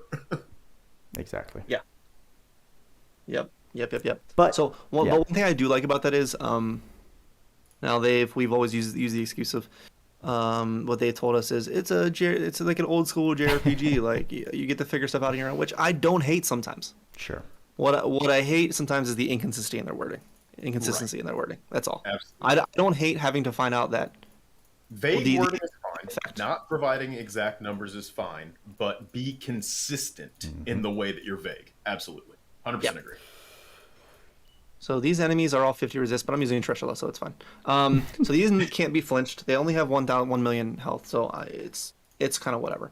But what I can do is have a little fun ripping into them with the S3s. So I think they cast magic, so I might try to like group them up a little bit first, and then just They do. cast some S3s. Mm-hmm.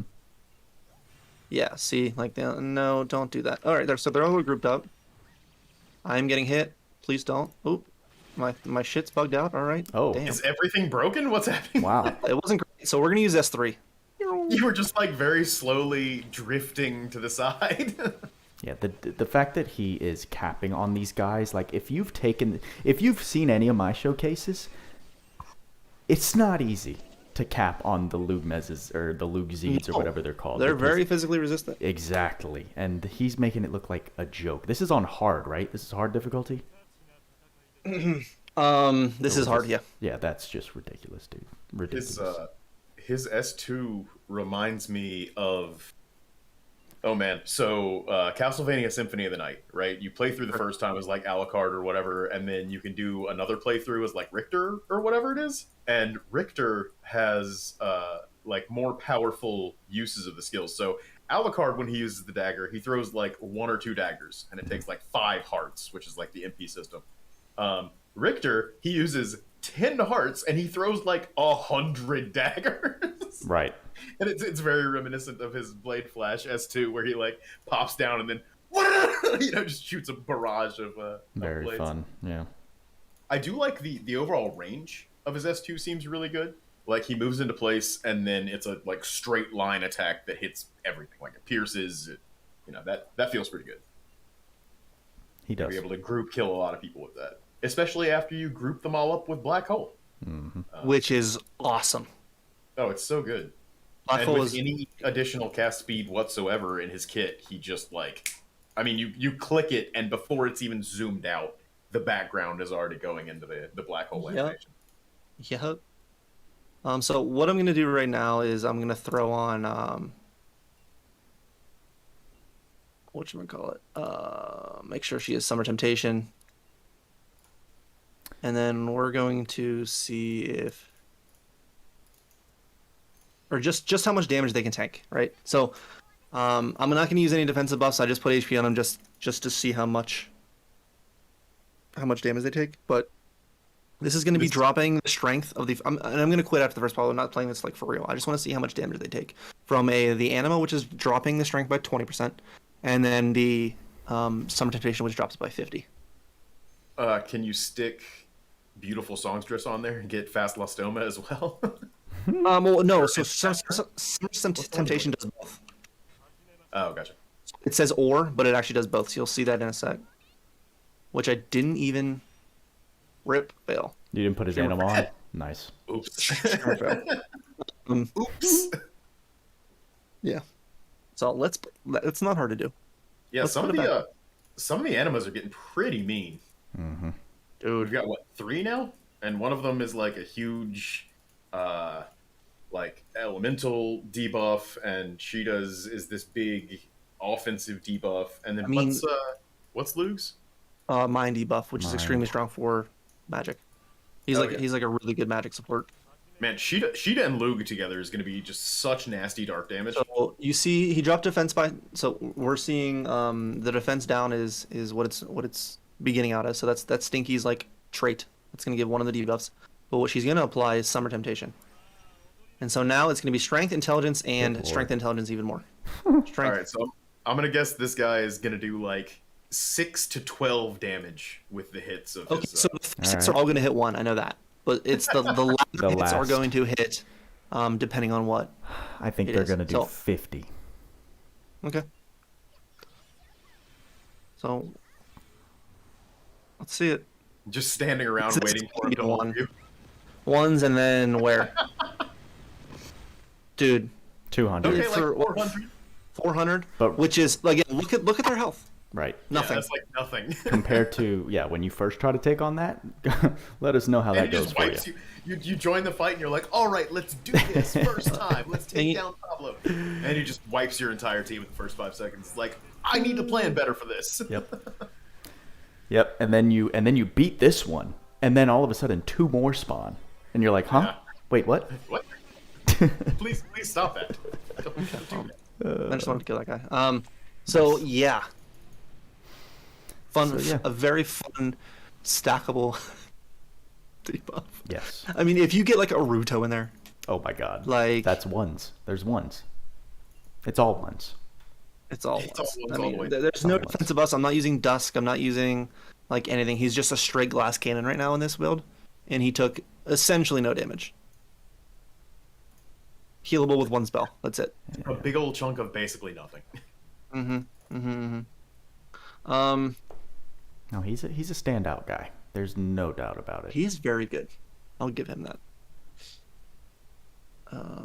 As for PvP, I don't think we need to test him there, but the issue with him in multiplayer stages, while he's going to be very good against bosses and getting behind them, he's not that great on the wave stages, right? I mean, yes, you can just spam his S2 and use Pirate's Feast, which is literally the MVP skill of multiplayer at this point. I know you would agree. Probably Krypt, you agree too. Pirate's Feast has become one of the best skills in the game strictly because of how much we need to farm multiplayer. Yep. And being wave stages. Yeah, for sure. And him just spamming his S2 and then just getting full stocks of S2 next wave is awesome. I'm sure he's going to be a very strong user of the WAP too, right? Oh my god, it's great. It's one of the better self-sustained WAP users. Yes. Mm-hmm. And you know what's interesting about him? Let's go into weapons real quick because it's funny. Buddha, I think we noticed it earlier when we were streaming. Having a dark weapon, okay? Having a dark weapon that's good on him is very few and far between. I prefer swords. The only dark swords that are of any use, really, are going to be the 2 that you're going to be God Forging. Which is interesting, right? So we have the 1 dark sword from the Anni event. Cool. It's not really that good. But isn't auto haste good for him though? Isn't that one of the autos that he lacks? No, he has fast haste on his trait too. Lol, never mind. Yeah. But it's funny though because the swords that I'm seeing here, we have Crestbane, which is absolute trash. I hope they get Godforce eventually and turns out to like a weapon like Muramasa, which just becomes like absolutely disgusting damage. But again, that's not a thing yet. We also have this sword, which we get from the event, from beating the 4 lords, which is going to be 138 strength at plus 40 plus the 10% dark physical attack damage, which is really good. What we next have is the Zajadosion sword broken. This is also going to be 158 strength, as well as some random buffs, which he doesn't need. But then if you Godforge those, you lose both of them. Correct. Right, and aside from that, you have 9S only. We have this sword. We have the Zugless sword, which is, again, nothing.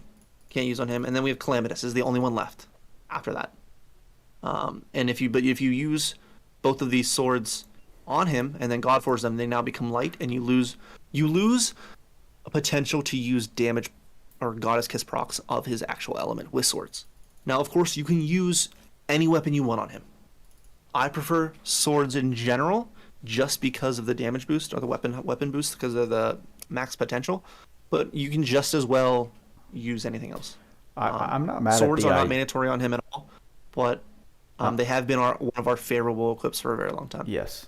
I'm not mad at the idea of the King's Fiendhorn spear with like spear boosts and that defense mitigation or the physical damage reduction. Yeah, so it does a little bit different than Diabolus, but it does. They are all independent chances. Yes.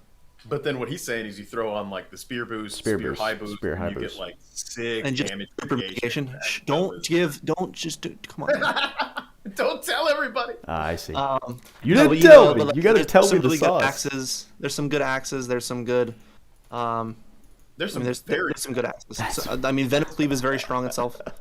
Also worth noting that he has built-in Venomous Rainfall, which can activate Venocleave. So just you got a little Anula melt on him. Great effect. I know we don't have any bow boost yet, but this is great on him because all of his skills will drop the resist by 20, just a straight flat 20 when they attack. So even if there are 10 resist, it'll put them into weak territory, which is dope.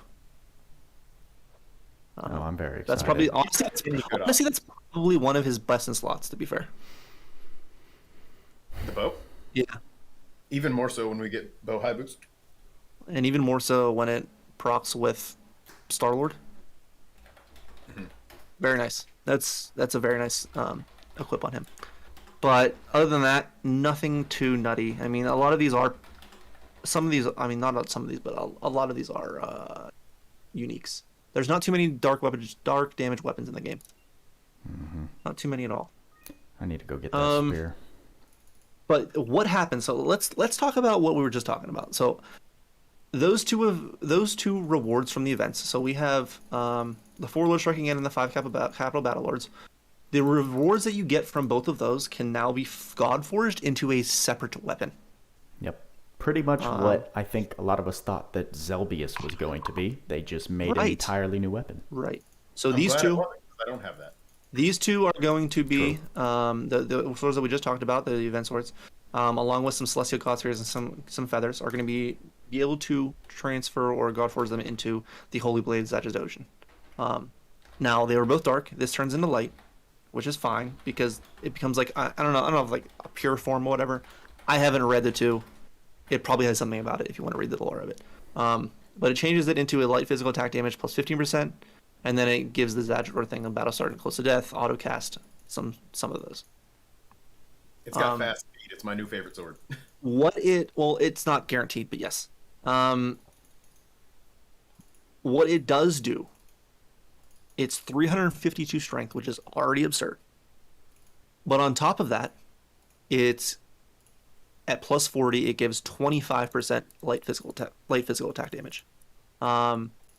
Who is this going to be useful on? I mean, it's going to be useful on any light sword user, right? It's going to be useful on straight A2, Roland, Alice. Pretty much it. I mean, you can use it on Edgy Lily if you felt like it. But you know what I mean, like or shift Roland that's coming on the 28th. Easily now the best in slot on A2. Easily the best in slot. One of the best in slots on Roland. Yeah. If you guys like don't need cap or don't have the paid, this is going to be a very, very good sword. what it's going to cost you to get this at plus 40, which again, Mm. you don't have to do. If you're a heavy grinder like me, you're going to need 4 of these God Spheres, which is going to cost you 40 each of all of the 9-star Godforge items or ingredients. But in order to just craft it, you only need 10 of each. So we're already getting 5 of each thing, or 5 of each of them in the shop itself, the trade shop for the event. So definitely buy those if you have the chance. And then soon enough, you'll be able to craft this guy, which is kind of sick. I'm very excited to go over that shop. All right. The event stuff is great. Yeah, we can talk about that now. All right. Event time. It's a good So segue. let's go. Let's jump down the list here. So the 2.5 year Annie quest. This is the one that gives you 3k gems. If you haven't done it, it's literally just a slideshow. If you want to read the lore and enjoy it, I skipped through it, so I don't know what happened, but enjoy if you want to like watch what they have to say. They just say thank you. Then we get into the next events they have. So we got essentially 3 new events during this period. The 2.5 year anniversary match is big hype. Why? Not necessarily because of the battles themselves, but because of 1, the trade shop, and 2, the rewards, the daily rewards, the slay rewards. So holy bro, look at this. We're getting holy shit. All right, so this is insane. This is cracked. This is cracked. This is cracked. I can't stop laughing. Holy shit. So people that are not understanding what's happening right now, Which are a lot. We have a lot of the new people rewards watching. for this anniversary match give us, for the amount of total ants beaten, we get mother souls for every 1,000. Okay. What's happening here is that we have, for every extra 1,000 or every extra 100, I think, monsters that we do kill, we get another 10 mother souls as a community. Right now we've at this point, which it's only been about 12 hours, a little over 12 hours worth. Mm-hmm. We've already gained 770 mother souls. Is going to be, as long as you slay something. So please go slay something. The easy mode, I don't give a shit. Go do it, because if you do that, everyone gets these rewards tomorrow. By the time this is done, tomorrow morning and every day from here on out, if you should absolutely be spamming this, because we get at minimum tomorrow 770 mother souls in our gift for one day. And for the new news that are here, we have a lot of new news, guys, just Right. FYI. Mother souls are extremely important because they help you raise a unit's SC pool without using their individual souls, their individual character souls. They're universal souls for these characters. Extremely important. It requires a lot to get a unit up to that 80 or 90 SC pool. And This is almost doable in one day. correct. 770 is stupid. Projected. And we got like 300 yesterday. So between yesterday and today, that's basically enough to take a character from 20 to 80 SC. Right? It's like 1290 or something. Yes, exactly. 1290, yes. So I have 15,000 mother souls, and this tickles me pink. Cruzy's asking in your chat, what does the X30 mean? That's how many I've defeated today alone. I've done this 30 times. So again, It's 770, Oscar. but here's the thing. Here's what we have to say. We have 15 days of this. If we get over 1,000 every single day, You'll be on. You're like set. you'll be set. You'll be set for literal ever. It's the same thing every day. Look at this shit. It's the same thing every ridiculous. day. And here's my thing. A lot of these bosses will have different difficulties, so they'll be proccing different amounts at different levels. But if we get a shit ton of mother souls every single day, that's actually disgusting. Super crack.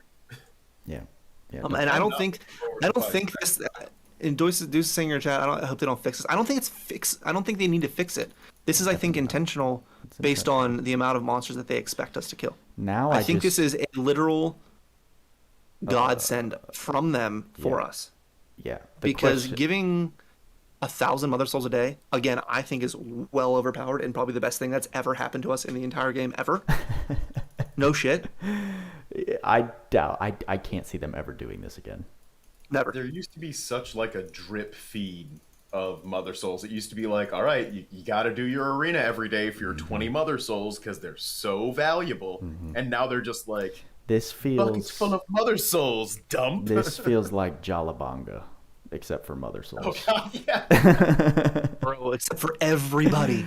And it's It's for the beauty. The everybody. entire community gets all of these rewards as long as you slay one Megabeast today. Okay? You don't have to, if you're new, grab a good support unit, slay at least one, and then you can get upwards of 1,000. Because we're only 12 and a half hours into, into the day on Dungeon Reset. We're already at 770 Mother Souls. Now, while a lot of people are using their first all right, what am I trying to say? Their first battle ticket rewards to do this, it will still continue. Like, if we spread the word and do this every single day, we're all going to get an absolute shit ton of rewards. Slay one beast, slay as many as you can to help out the rewards for all of us. But if you are going to spend orbs on any event, this is the time. Absolutely. And also, remember, the coins you get from these things are used for literal top tier materials. There's like radiances in there, there's mega clusters in there, there's actual good equipment in there, there's tickets in there, there's Shida Prism. So if for whatever reason you don't like any of that, you can get 10,000 little tiny XP potions, which I guess is kind of cool. What's actually funny about that is, just real quick, the normal stage, like the easier stage, is actually the better coin per ticket basis. Really? Because, yeah, no shit. So the normal stage gives 40 base, with stealing gives 80. The top stage gives 75 base, which stealing gives 150. So this is actually better to do the normal stage than the hard stage. I mean, it's minimal, right? 160 for 10 tickets versus 150. But for the people who can't easily clear hard, normal is actually better. Normal is also very easy. It only has like 80k life. So most units, even like medium build support units, should be able to take care of this pretty well. Yeah. And if you can't, find a good friend. Go on Reddit, go on Discord, go on Facebook. Find someone that's going to at least give you one unit a day to kill this. Yep. That's all. That's all you need is one time a day. Yeah. And you get massive rewards. I was going to say. And you'll also get a bunch of the anniversary medal tokens, which have their own shop that also has good stuff in it. So with that said, why don't we jump into either the mission? Let's do the mission rewards first, because those are less hype than the next thing we're going to talk about. Yep. So mission rewards, if you use like Shida and like Logia, G-Luke, and all the the recently buffed units, those are going to be your ones that give the event bonus. And the event bonus isn't great, but we're going to expect you to do this a lot in the next few days. What's hilarious about this is that they give 100 Mother Souls, and like, honestly, like, not that big of a deal right now because we're getting so many every day from here on out. But what this does give is super DOH tickets. Yep. As you do this, it gives lights, it gives mega clusters, it gives a Therion, it gives a Radiance, Horn Radiance, it gives a Rainbow mega cluster. I actually like the crown that it gives. Yeah, so this is something that we haven't seen before. This is a new item. I don't know what the chance is. I'm assuming it's also 10%, but if it's 20%, it's actually really, really nice.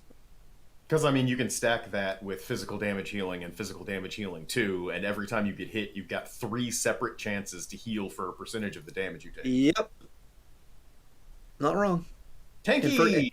Let's say for units who are tanky, that's a lot of mitigation.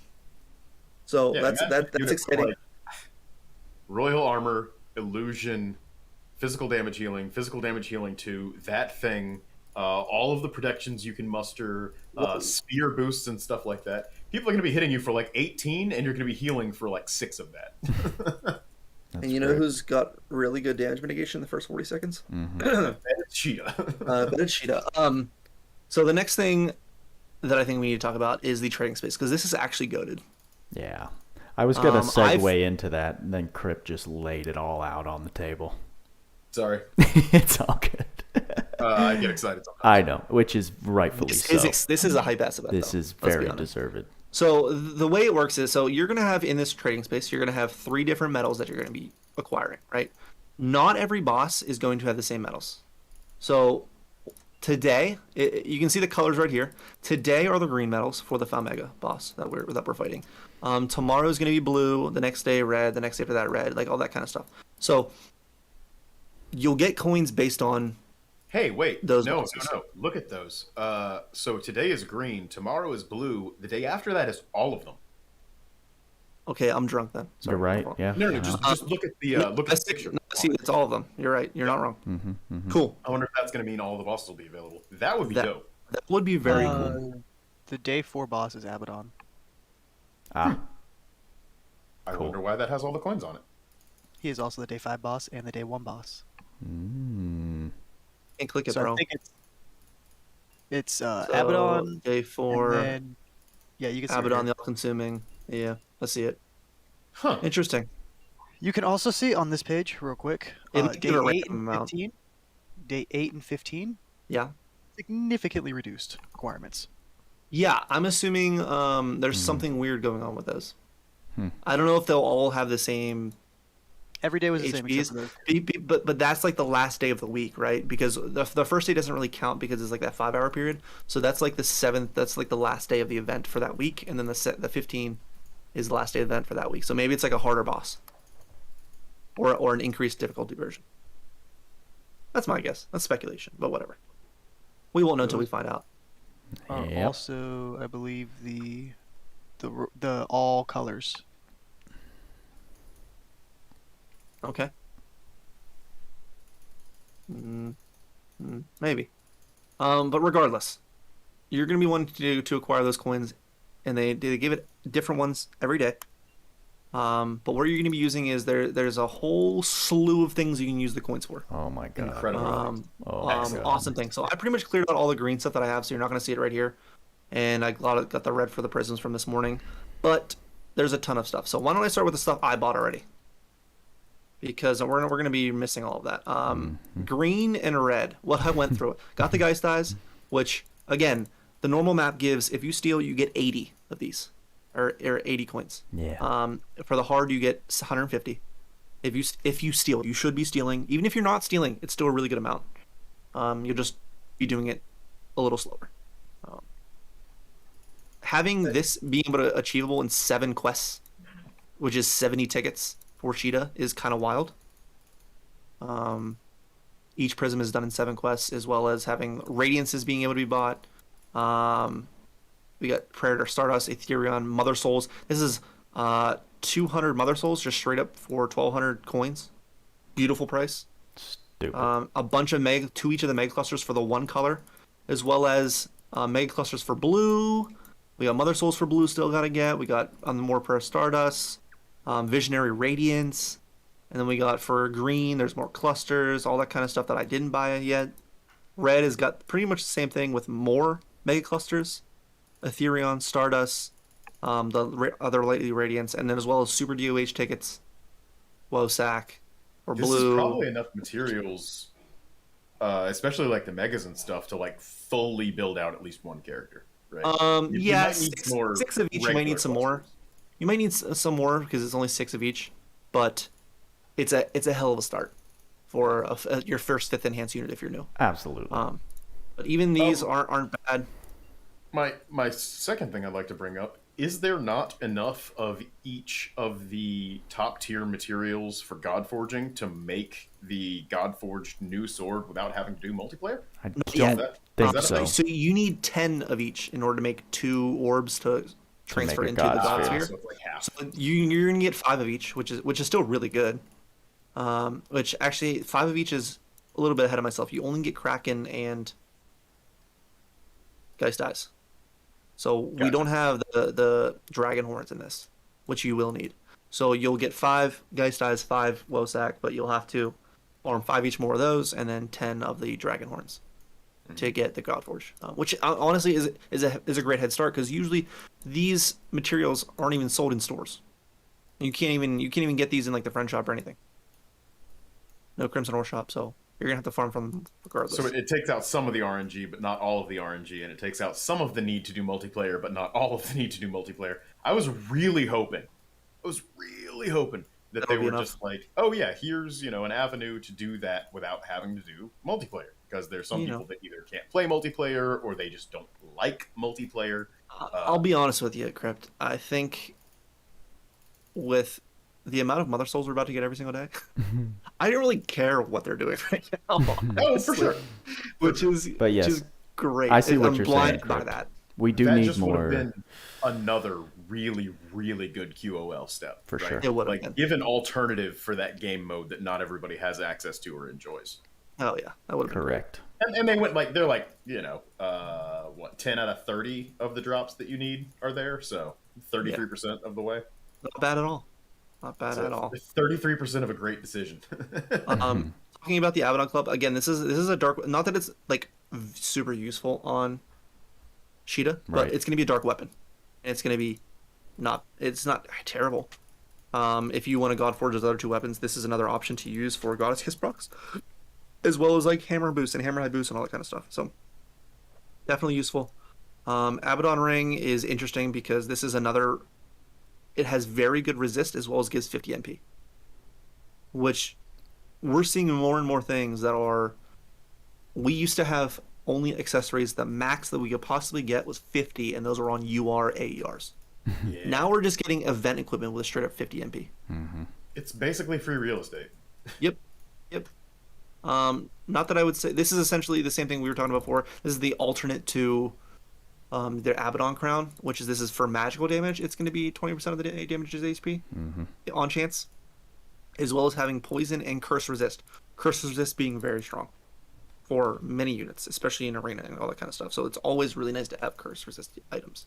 And notably very, very useful in tours. I know that Very useful in Curse tours. is one of the big requirements in like the last tour spot. So always nice to have more curse resist gear. Big fan of that.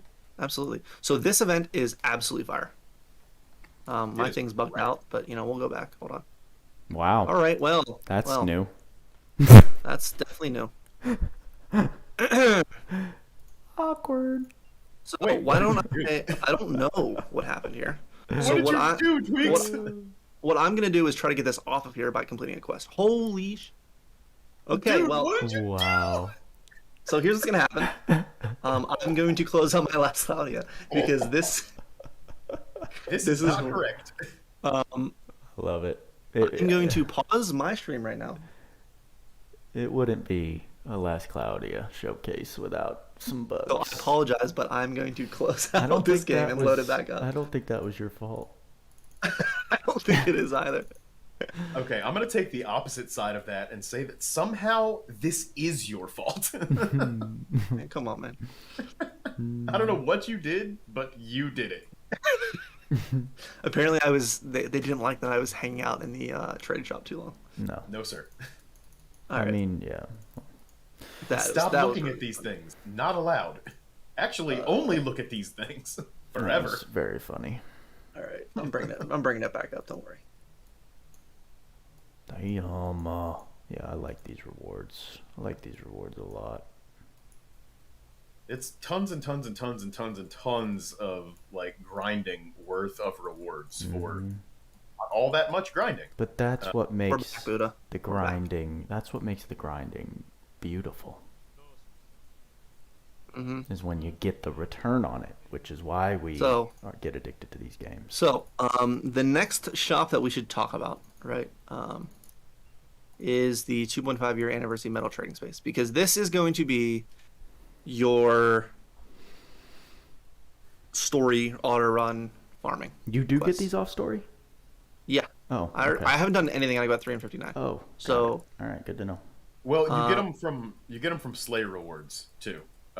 Is The it right? first bunch of sets You know of what? Slay rewards each I'm day. probably wrong then. So why don't I jump into a map? And I didn't even notice if we get these during story. So that is I my don't think fault. you do. Okay. You might be able to get them as a friend gift. I don't know if that's a thing that you can switch, but that's Definitely something you should do. Which in case we can't do. Yeah, we're gonna go to a whole 2 of those a day. It's gonna be beautiful. It's probably 5 each person. Hey.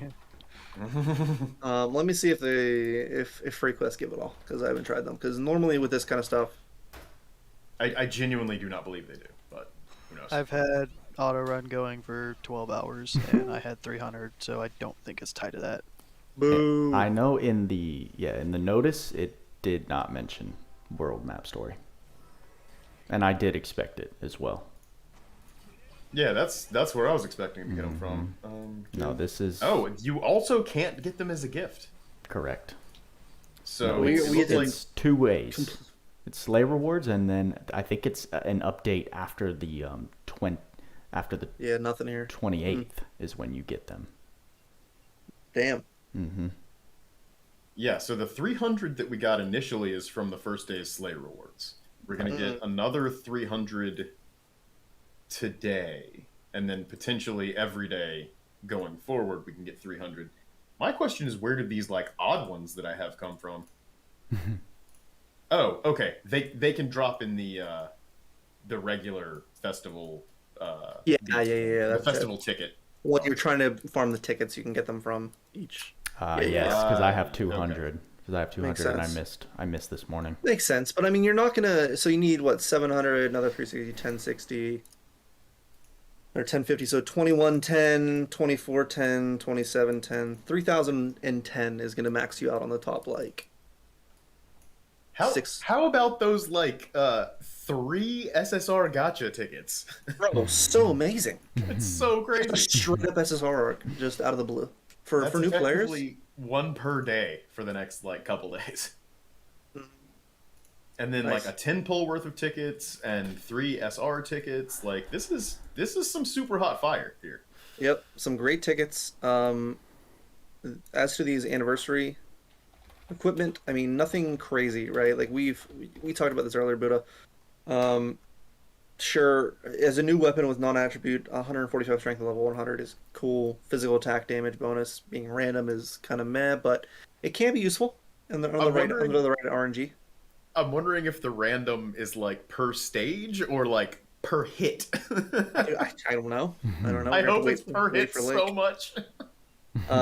This is okay. Again, like nothing crazy. Celebratory necklace, again, nothing crazy. Like useful, sure, for very new accounts and free to get, and they're not trash. Not total trash at least. So I would go after the gotcha tickets though if I was doing anything first, especially for new players. Yeah, for sure. Gotcha ticket's gonna be real high priority here. Buddha, I'm seeing in your chat something about the friend gotcha and it being nerfed. Well, that's my speculation because Oh, stop it! when I sent... I got a ton. Did you? Yeah, How many points did you send? 20,000. I got like 6 mega clusters. Okay, so that was just my shit RNG. You used all your RNG on Shida, bro. I did. During this live stream, I sent about 35,000, and I got 2 mega clusters. And compared There you to go, when that's I another one. first did One that, okay, so it's still correct. All right, so Okay. anecdotal evidence here. I just did a single friend point pull and I got a rainbow mega cluster. Are you kidding me? Look So, at that. Buddha, Hold on, I think hold on, Marlene was in chat earlier in your stream and hold on, nuked hold your on. rates, dude. Okay, no, I just got one. But just one. Okay. No, I'll shut Yeah, up. no, it's. I don't think it's nerfed at all. I think It's- it's the same as what it's been, and I think it's this. Okay. If you're gonna spend, if you have friend points built up because we have double points, spend all of your points here. Absolutely. Oh, This don't is gotta gonna tell give me you- twice. This is gonna give you all of your mega clusters. If you don't farm it in multiplayer, this is where you get your mega clusters. Mm-hmm. For Absolutely, and like enhanced materials and mother souls and ability board materials. This is some pretty good, very high value stuff. And 5-star enhancement materials. yes, It's going to help fill out your your armory of materials for leveling up units. Like you're not going to have to ask, hey, where do I go to get all these metal plates? Because you're just going to get them. do this. Just every Yeah. single friend point you get, every 1,000 you get, send it. Yeah, I'm doing it There's now. no saving. There is no purposeful point to this where you think about saving them. No, just go. Unless go there's for it. very, very specific stuff you need from the friend point shop. And which- even then. Yeah, even then. Even then. Okay, so on to the next thing. I think the next thing we should talk about are the 4 lords and the 5 Kappa Battlelords. You want to run So- him? Because some newbies are having some trouble. What's funny about this is, so you see these two. You remember the joke about I want the best, says Galbor, and then like level 500 plus requirement, pretty much, or recommended. That was a joke back in the day, but I mean, it used to be very hard for us. Now, if you just bring a light TPS It's or done. like an A2 or a Roland or an Alice with Yeah. Trishula, or it's just like Yep. You can absolutely nuke this battle. My team for this was Roy, A2, SM Theria, second Roy, and it was hilarious. Yeah, everyone just gets nuked, and then you're just like, all right, I'll switch to A2 and just do a few skills, and he's dead. Yeah, nuked everybody, and then like this- stun-locked Galbor until he was dead. This battle specifically, the 5 Cavalry Battlelords, was a very outdated battle, especially now, because I believe Galbor has like maybe 2 million health. And in the whole scheme of things nowadays, with things having 10 million, 15 million health, and being super resistant, and this was just like not the thing. The only trick to this battle is going to be you need light damage for Galbor. Even if you have Trishula, you're not going to be able to do other damage. He only takes light damage. So if you don't have a light DPS, find a friend to do it. You only need to beat it once. It doesn't give you anything extra for doing it multiple times. Find a good A2, find a good Roland, and you'll be set for life. You'll never have to do it again. Not only that, it gives you the Zajadosion Broken Sword, which you'll need for the Godforged weapon eventually. So do not miss this. In case you've ever wanted to make that sword in the future, do not miss this event, and make sure you find someone to carry you through it. And one of the reasons that was so hard in the past, without like magic cheese and stuff like that, was that we didn't have like light PDPS units available. No, none. Now there's We had some, multiple but that are all they were bad. very strong. Yeah, we had like Lila and Lucio base, and that was pretty much it. And then meanwhile, at the same time we were getting this event, or rather, JP had Roland, and they were just like steamrolling it in like 20 seconds. And we were just like, okay, guess we'll not do this battle. I mean, you remember Panda found the screenshot in the first Panda? How many days was that? Was it like 3 or 4 days? The first After it was already out. The first 4 days. For what, the entire image, or No, just for the first one? First clear. I believe that was a day. That was the first day. So on the first day this was out, in the entire global community when this game was about, only 16 people cleared it Yeah. for global. So like, and they did it by having Lily, cast no, Shining Zoc over and over and over again because time stop was a thing. well, it wasn't Shining Zoc, it was a Biscate. That was what you used. So Yes, regardless. It was on the ridiculous. 9th, which was a Friday, I believe. So yeah, Yes, that's about that would have been 24 one day. hours. So, but at the end of the event, which was I think a week, there was The still 16th. only. So yeah, a week essentially. There was still only 70 people cleared in global. 70 total. That's how hard it was. This was like one of the elite contents back in the day, because we had nothing to be used on this, nothing effective to be used on it. Meanwhile, JP's out there with like 2,000 people clear it. Well, Like, Because they had Roland and people Because had they a Roland. chance to build Roland. In global we didn't get Roland until like halfway into the event or something like that. 16th. And then it was the day after. right. Yeah. And it was at that point very difficult to build units. It was very difficult to get unit souls. It was super hard to get mother souls. So it took like a month or two to fully build a unit. This was before we had, the rotating great skill dungeons all the time, or like a decent rate or cost on the regular skill dungeon. So it was rough out here, folks. you don't know. New players don't know. Back in my But which is day. cool. Well, nowadays you can just bring like a literally busted A2 or roll in it. You're totally fine. Yeah. And then just baseball swing for the friggin' fences. So what I find funny about the 4 Lord Strike again, which is this is going to be, kind of the hardest thing we have in the game right now. Many people are going to be like, "Ha! It was so easy. I just royed it." Yeah, of course you're going. If you just use Roy S3s, yes, it's going to. He absolutely Just obliterates his battle. royed it. But I remember, Booty, you were streaming earlier, and people were like, "Ha! Just use Roy." Yeah. I'm like, dude, he's a collab unit. Players aren't going to have him. Like, of course, if you use Roy on a mostly human defense as well as a god to grow, like you're going to murder all of them. Absolutely. But I just found it funny. People just like giving advice and be like, just use Roy. Just use Roy. He's so Yes, accessible. but if you don't have Roy and getting the no death on this, Just use Luke. just use Luke. No. So there's a few things of this. I find it very funny. Just like Galbor said, level 500 plus recommended. The only one's the best. This is level infinity recommended. if you see right there, which is What level absolutely do I need to hilarious. be? Yes. Infinity. Yes. This is. I did this on stream earlier as well, and I was just like, all right, what's the trick? Or, what's funny is my first time I ran in with just solo Shida, and I was like, I don't know what's gonna happen. DeGrogue instantly ulted me. I was like, oh, well, that didn't work. no revives, nothing. I wasn't just like, ready. I wasn't ready for DeGrogue. It's also worth noting you can't use arc skills in there. Right. So you can't just cheese it with like a G-Luke or dropping the resist with like Theo and all that kind of stuff. Like you literally can't. Or Roland. Can't do it at all. Which is, I think,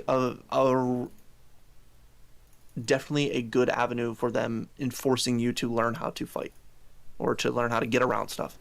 Because using arc skills can sometimes cheese stuff very easily. So you're telling me they're going to sell me some very fine and expensive cheese, and then they're not going to let me use it. I understand. Correct. Yes, exactly. Got it. So some keys to this battle. I think a little bit of just explaining what happens. I don't know if I probably should go into it and explain what you can do to mitigate the damage. So what a lot of people have trouble with is going to be surviving that first DeGrogue ult. Some things you can do if you have skill stocks immediately available. You can flinch her, which all of these enemies are flinchable. You can flinch them into avoiding that ult at first. And if you keep them flinched the entire time, which again is a Roy S3, if you just keep shooting Roy S3s, which people have just raffle stomped this, yes, she'll never use her ult and she'll just die. But if you are planning on taking that ult to the face, the most important thing you can do is debuff the strength at the beginning of battle. Now, that's not going to be easy to do. I think we talked about it before, or mentioned it at least a little bit.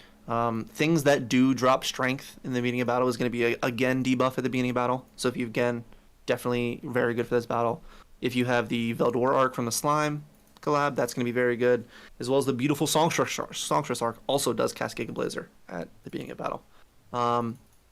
An RNG way of doing that is going to be Stinky and having a basically 25% chance to inflict strength down on all of the enemies. But the best way to avoid that ult is to hit her first. And you have like about a second to do so. It is not very much time. The decoy, well, decoy doesn't make you get all the requirements. Yes, beating it, you can use decoy, absolutely. There's no issue. But if you want the requirements, and again, it's only 20 gems, you don't have to do it. But if you want all the requirements for nobody dies, you can't use decoy. It also makes it a little bit simpler battle if you're alive. But after that, it's essentially just nuking them down as much as you can using... I mean, I found the easiest strategy to do Roy and Eliza with... I think I was using Stinky or Tinkili. And just not even debuffing strength, just using a full stock Alchemy Roy and then 2 Big Bangs. That was it. Yeah. But one thing that she does do, the Grogue, I think someone mentioned it, Kyoshi mentioned in my chat earlier, and then I found to be oddly consistent, is that DeGrogue will target that initial ult with the highest intelligence unit you have. So whether... Is that what it is? Yeah.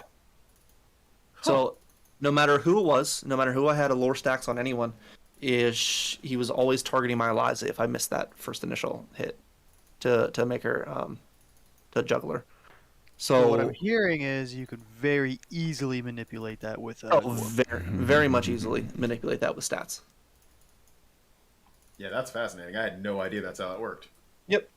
But other How than did you notice that? I didn't notice it. Someone told me. Oh, interesting. So I noticed it as soon as they said that, I was like, oh, that makes total sense, because I've never seen, once I started bringing Eliza, I was like, oh, I never saw anyone else get specialed on. Because I did it like, 10, 15 times just to like, try. I was playing around with speedrunning and stuff. Because he's Tweacz. And it was always Eliza who was getting targeted.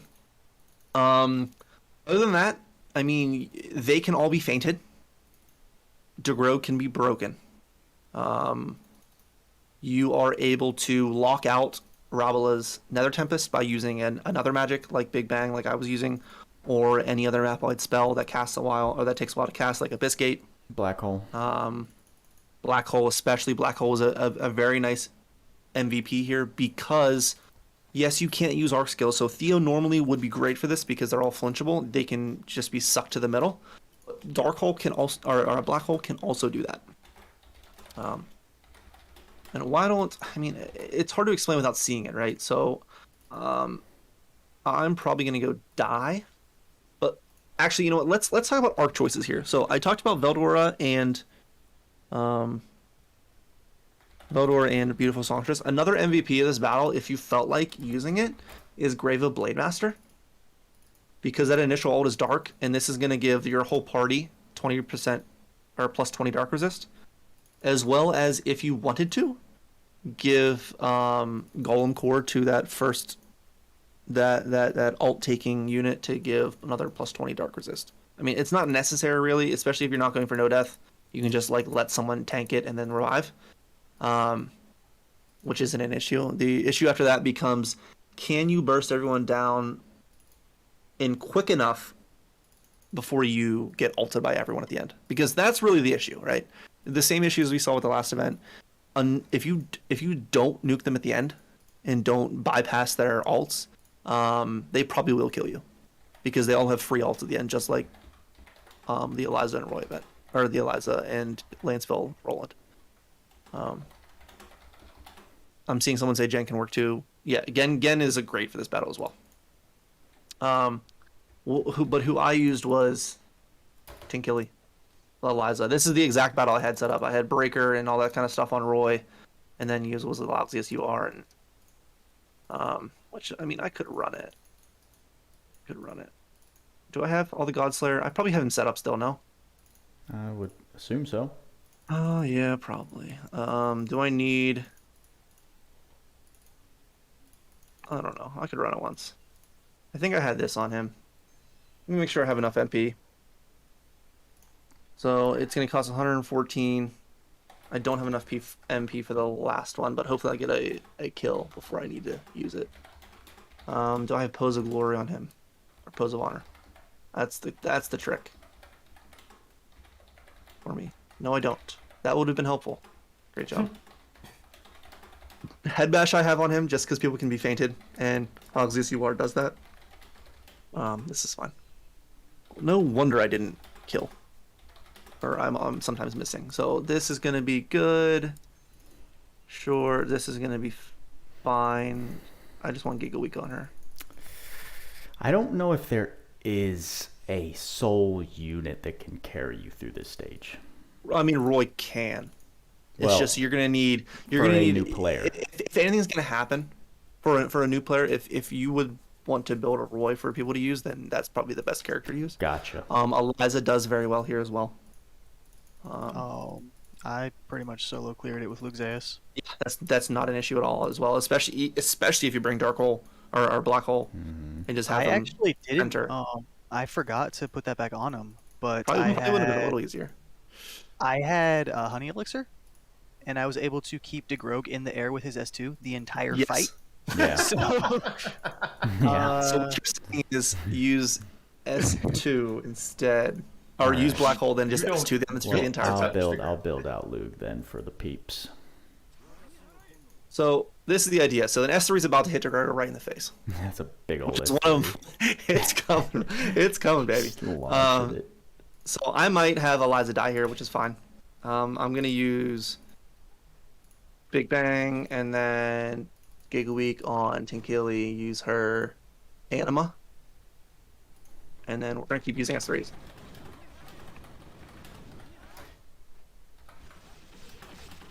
I mean, you see, they're minus 15. Oh, I can't even. Okay, well, I guess I'll just hit him. I can give you the links. I absolutely Oh. can give you the links. No! I was so close to having it, and then Baran did his ult and killed everybody. Nice. Oh no. Oh, it was so close. It's fine. I can definitely do this. That's funny. Yo, y'all. But are you just saw what happened. champions DeGrogue for got still out of her being here. little. Her feet touched the ground for more than a quarter of a second, and that was where you screwed up. And now she's broken, and now we're just gonna.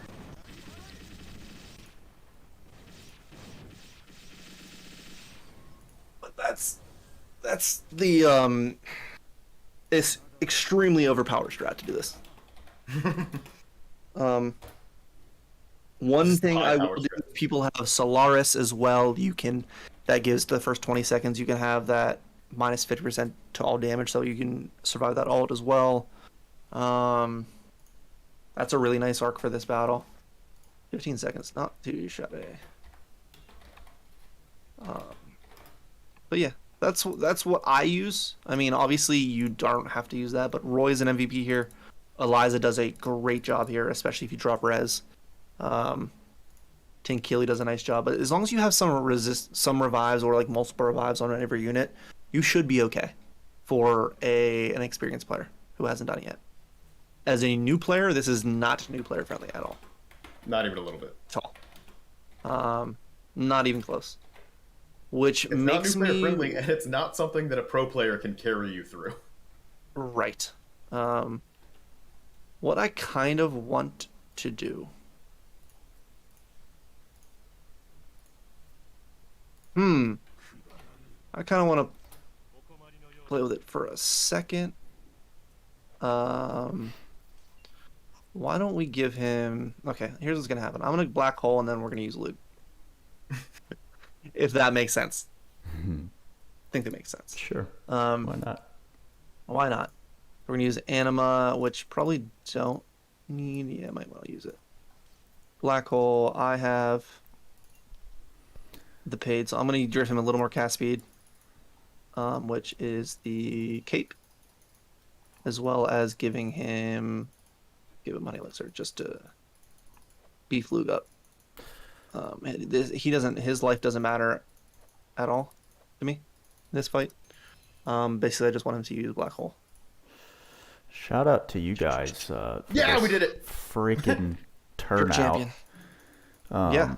We Thanks have for being had here, guys. 130 people in here consistent for like the last hour. So Hey. big thanks Great. to Tweacz, obviously, for always carrying with the info and the explanations, because homeboy just got it. What do I have this build? What is this? As he's is this fumbling build? and doesn't know what's going on. So Bill. just now, I got my no death clear. I used Roy, Lug, SM Theria, and a friend Eliza. So it was S3, immediately start Big Bang, Honey Elixir onto Lug, go back into S3s, go back into Big Bang as soon as that's over. As soon as I can't S3 with Roy anymore, S2s and S3s with Lug until everybody's dead. Sounds right. Absolutely ridiculous. It was so good. I'm a little bit sad that I had your screen up in front of mine while I was doing that. Oh, I don't have the wheel on. That's why. Shit. All right. So this was a stat buff build. I think what's what I was doing here. Yeah, this is bad. Hold on. No. Purple orb. Yes, yes, yes. Sharp eyes. Magic aura. Sure. Combo master. Sure. We're gonna go with sword eye. Dual wield. Sky high is gonna be great for here because they do get lifted. Spirit breath not I too important. like to get lifted. Shh. Dusk, no. This, no. We don't need any of that. Fast speed, yes we do. Yes we do. Yes we do. Yes we do. Yes. Okay. I think I'm gonna use. So what I'm gonna be doing here is using black hole on Shida. So he's gonna help out, and then I'm going to essentially kill from there with Luxace. Do I need full health? Probably not. I don't really care. Okay, so Honey Elixir on him. No, we don't want that. So that actually frees up a lot. Not that we need attack ups, but fine. I don't really feel like messing around. So here's what I mentioned earlier is going to be a very good bow on him. I'm not going to use Trishula, but instead I'm going to use this and drops the The res. nice. Drops the resist of dark when you use skills or dealing damage is going to be by 20. So I should have some very nice. Oscar asks if he should get Tinkley's paid weapon out of the Crimson Orb. That's probably the best one that's in the shop that's worth it, in my opinion. But Definitely I the best. also probably wouldn't spend 8,000 unless you have like a plethora of Crimson Ore.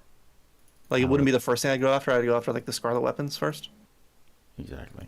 Yeah, we But didn't if you have get Tinkili, into that, actually.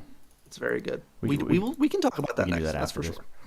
This is the. I think this is a record-breaking podcast in many different areas. I mean, it should be, right? We're literally... This is a very, very hype...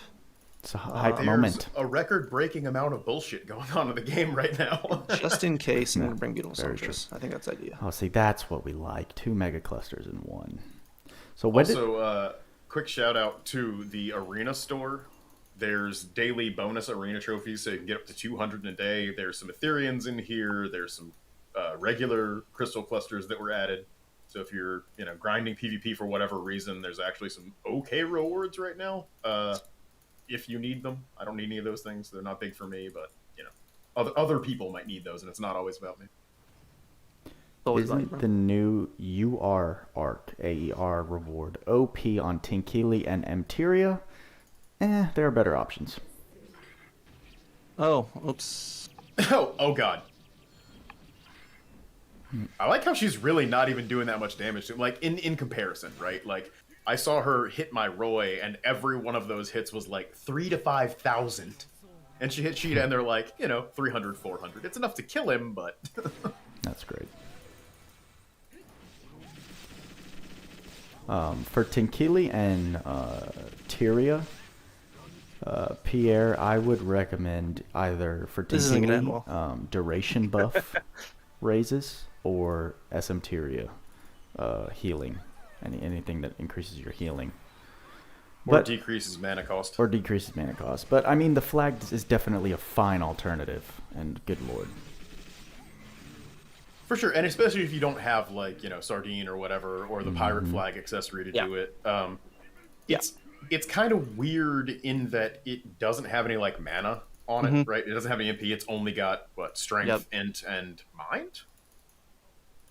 So it's not really, like, designed to be a support weapon. There are probably better out there, but if you just need a little bit of extra damage, then hell yeah, just give it to somebody and let them go. Like, we were talking before, maybe you missed it, it's going to fit more well on a character like Gen, who has a little bit of offense orientation, and it's nice because it's neutral, for Gen specifically. And especially if you're lacking, like, the science flag and things like that. It'll be a really, really great option for, like, him and, like, Sinku. I know we were talking about it. It works really well with him. Hell, I mean, you could even stick that on, like, Lug, and it's really good. Well, right? Because it's got high int, high strength. Any unit that's going to make use of both of those stats, it's going to be good on. And I didn't actually think about this, but is the flag damage buff the same as Tinkili's? For physical, yes. So it doesn't really do anything with Tinkili. But you don't have to use Tinkili for it anymore. That's the idea. Well, it also gives you right. damage, right? But Hers he was asking physical. specifically for Tink. So It's also the same as the other gear we got from Madine's event. Yes. Just And which is on 10 that's more only 10 seconds. seconds. Yeah. Right, it lasts 40 seconds instead of 10. Or 40. But it takes up your weapon slot instead of an accessory slot, so that's kind of the balance trade-off. there, I think. Yeah. I think the key place where you're going to want to use this is Arena, honestly. Exactly. Oh, 100%. Oh yeah, it's going on Gen for sure. Not even questionable. Yeah. It's stacking with Gen's buff as well. Oh my god. And Bye. it frees up a slot on Gen's accessories, so you can throw something else in there, like, I don't know, a cell phone to blind your enemies, or, just whatever you want to put in there. It's free. It's free. Whatever you're feeling. Yeah. When you said cell phone, I almost thought you meant the AER from the Dr. Stone collab. Yeah. Thank God. No, we don't did talk not. about that. I did not. Good mean cell that. phone. I was thinking, wow, okay, I missed something. I meant the cell phone that is That's not, actually good. Doo-doo. That is not Yeah. hot garbage. Oh, that looks like I mean, better I guess damage. the cell phone has 40 MP on it, right? Sure. And, hey, man, science it. magic attacks. They can crit. Wait, he fainted. Okay, well, you know what? That's Yeah, that's the one really annoying thing about her ult is I don't even think it's what is that separate icon? That's rot. That's rot. That's rot. Yeah. Got it. She Logia'd him. I see. Oh, hey, there's a thing we haven't talked about. Unit buffs. We don't need to.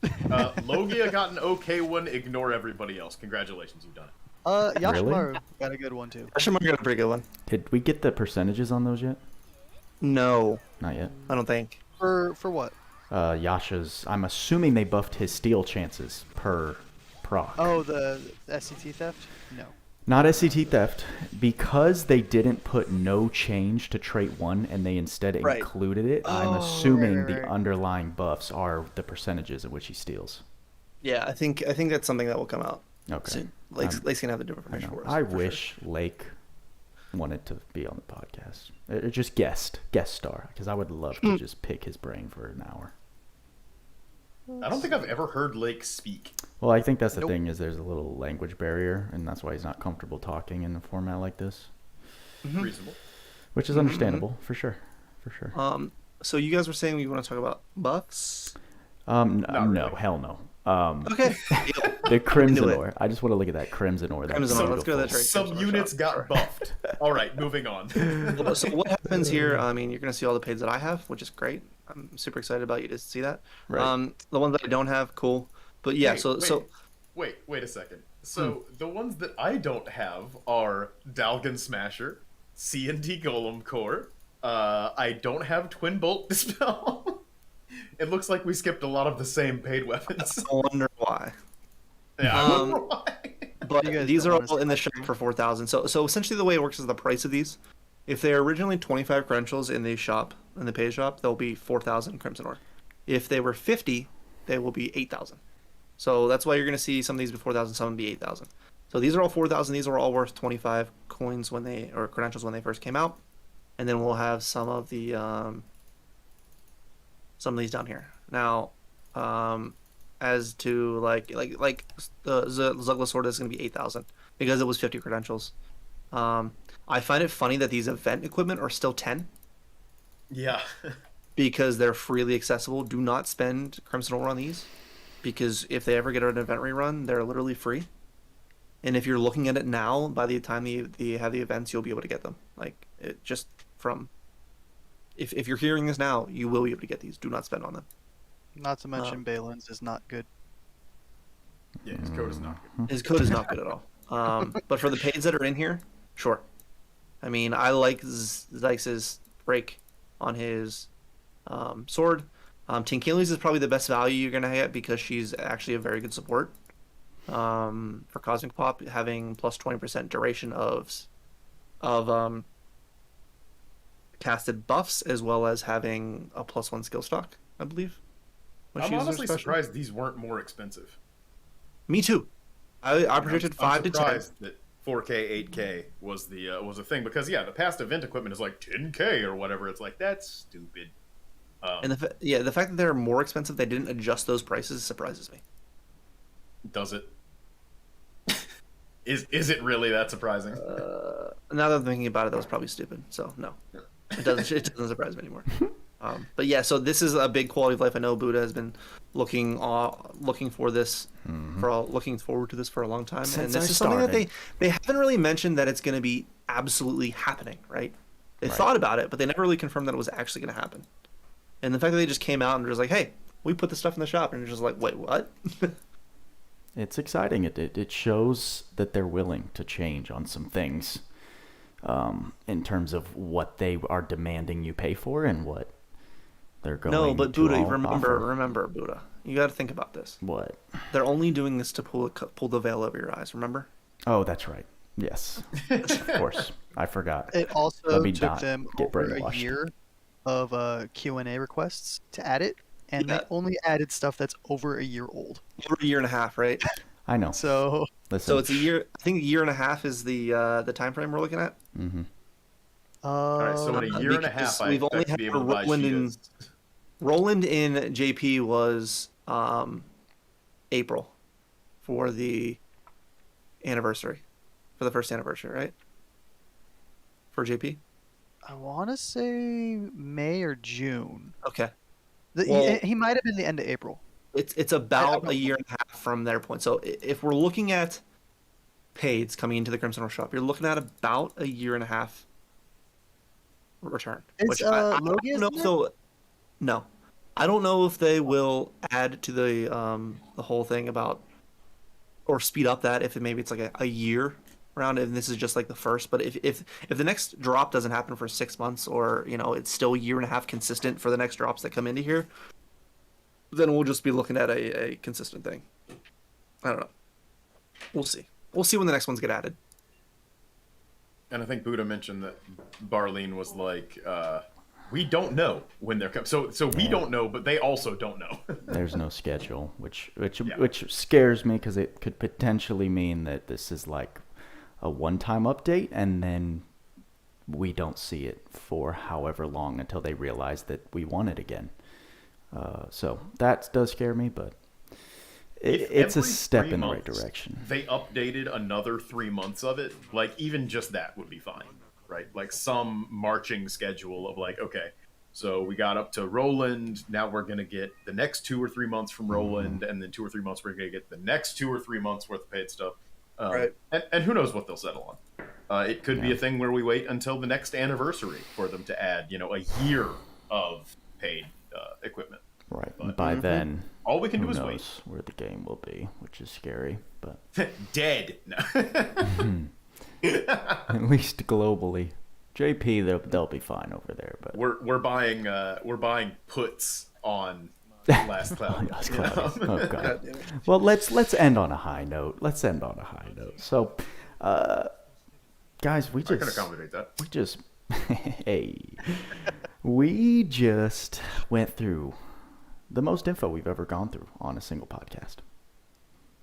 Yeah. So, Yeah. It's gonna be super fun for you to go anything- back and drop those pins and chop everything up. bro, that's why I'm like, I need to cut this off. No, but on the real, I did want to end. If there's nothing else that's pressing that you want to make sure to mention, I wanted to end on Deimos' latest project.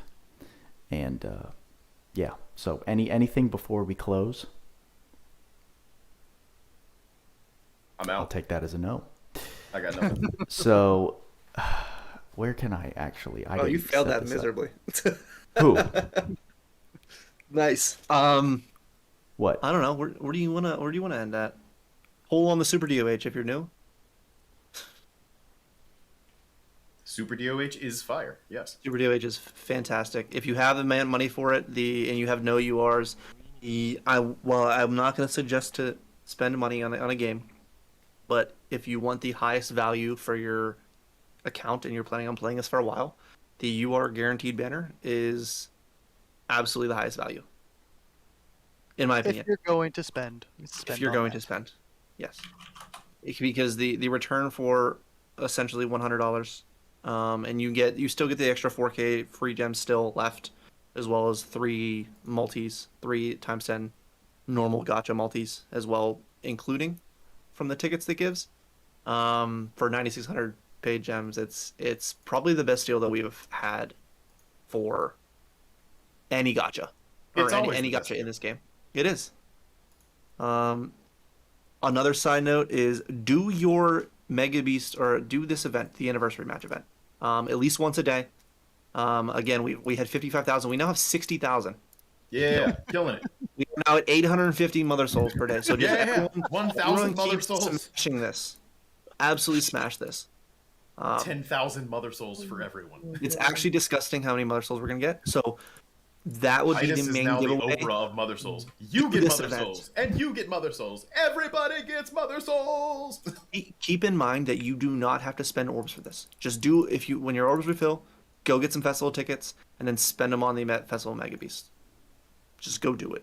The normal mode, if you steal, is a better return anyways than hard. So just continue to do it. But that's hype. That's super, super hype. I think if we come out of this with like 20,000, 30,000 mother souls, like we'll never have to farm again for SC. I mean, not never farm again, but for the next foreseeable future, like absolutely disgusting. Because keep in mind, one of the biggest giveaways they ever did, one of the craziest things, was they gave somebody 22,222 mother souls or whatever. For one that was- person.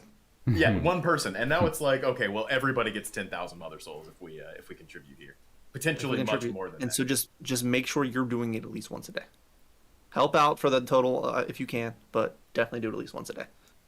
And that dungeon resets at 11 a.m. EST. So that's like the normal dungeon reset, not necessarily the day reset for the game. So keep that in mind. If you are going to do it, make sure you do it around that time. Or just, set a time for one time a day just to at least kill it once. Do it on your time. Mega has such cool animations. You're also getting upwards of 100 timed recovery potions, and this is the best value on that, 100%. Absolutely. Yep. So it's, whew. It's lit. It's a lot, and it's great.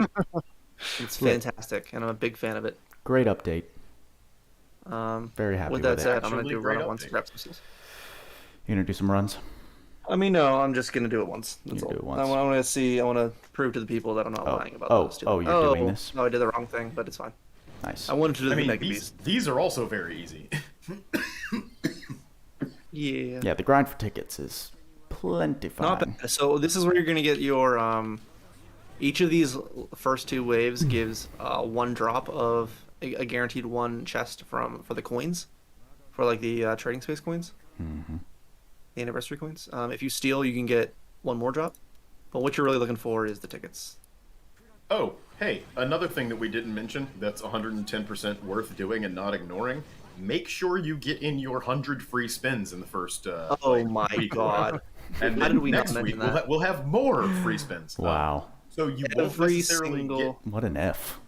Right, you won't necessarily get one every day, but for 10 days out of the first 14, you can get one, and then for 10 days out of the second 14, you can get right.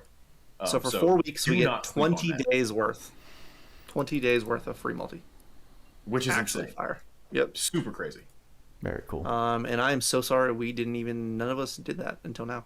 It's all good. I'm pretty sure no one missed that when they loaded up. No one's missing that. Yeah. No. You know what I don't like about it? There's a lot of gacha pages right now. It would be a thing that you could overlook if you didn't know it was there. Mm-hmm. Right, and you know what I don't like right now is that when you scroll to the gacha menu, the first thing that shows up is the UR banner. So you actually have to tab over to get to the free section. Yeah. Yes, you do. Which is very suggestive. Sounds like some IDIS marketing at play. I mean, it makes sense. It makes sense, obviously. Of course, it's a business. So 150 coins, dope. Big fan. Cool.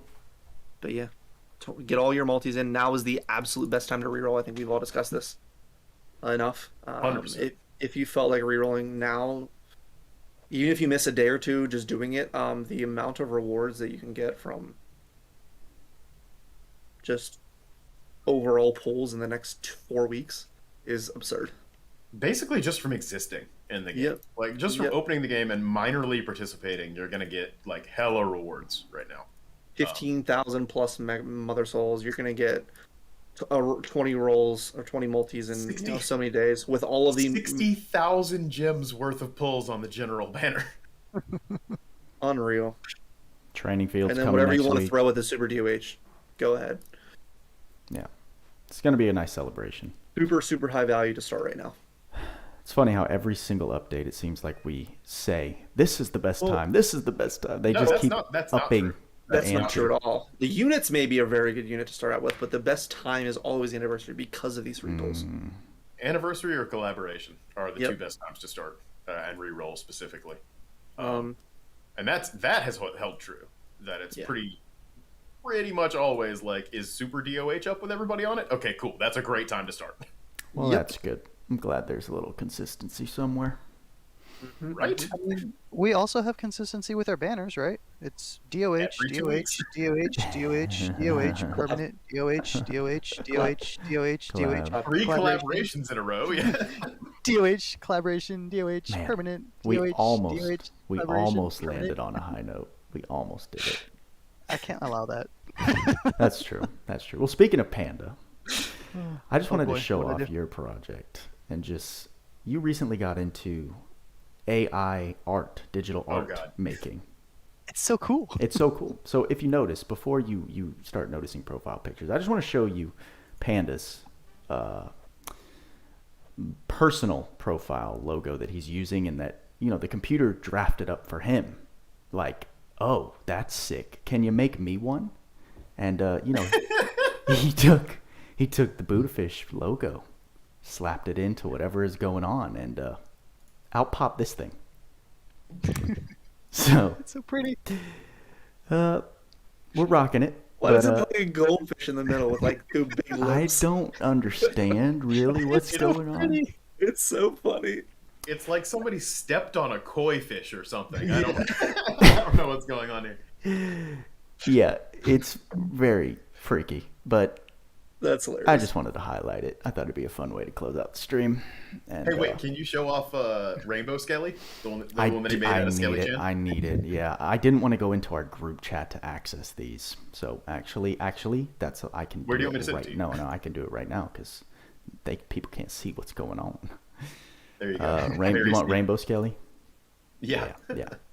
And then Rainbow that's Skelly Krypt. He looks like he's made out of iron. It's great. Just What like- did you? Hey, Panda, what did you use for that first one? Yeah, there he is. What do you mean? The first of the two pictures that you sent me. I was the old profile picture you used to have of the skeleton astronaut in space. Okay. So I used that, and then skeleton Chan with the fucking joint, and the keyword on both of those was Krypt man, and that's what it gave me. Dude, so that top one, like, it weirdly looks the slightest bit like my face if I were wearing sunglasses and had like braids in my beard, and my beard were like black instead of brown. It's very true. But yeah, I saw that and I was like, did he take a picture? What? I'm in this picture and I don't like it. Very funny. Uncanny and uncomfortable. Yeah. And yeah. I was gonna make one for Tweacz, but he doesn't have like a solid persona, so it was Right. like, what am I gonna do? A rainbow cluster? I am abstract. I am abstract. art. Isn't your persona just Zuglis getting destroyed by Zliorj? Exactly. Isn't that what that is? Pretty much. So We cool. could do that. If you have that image, I'll make you one. Please do it, All right. so we can. All right, we'll see what comes out. I really want to dress us up for Halloween. So Oh my god. We're pretty much done, right? We can talk about stuff that's not LC. well, let me close it out officially, so that Would you? My I can dog end has a this. donut costume. Okay, that was the whole. Gotcha.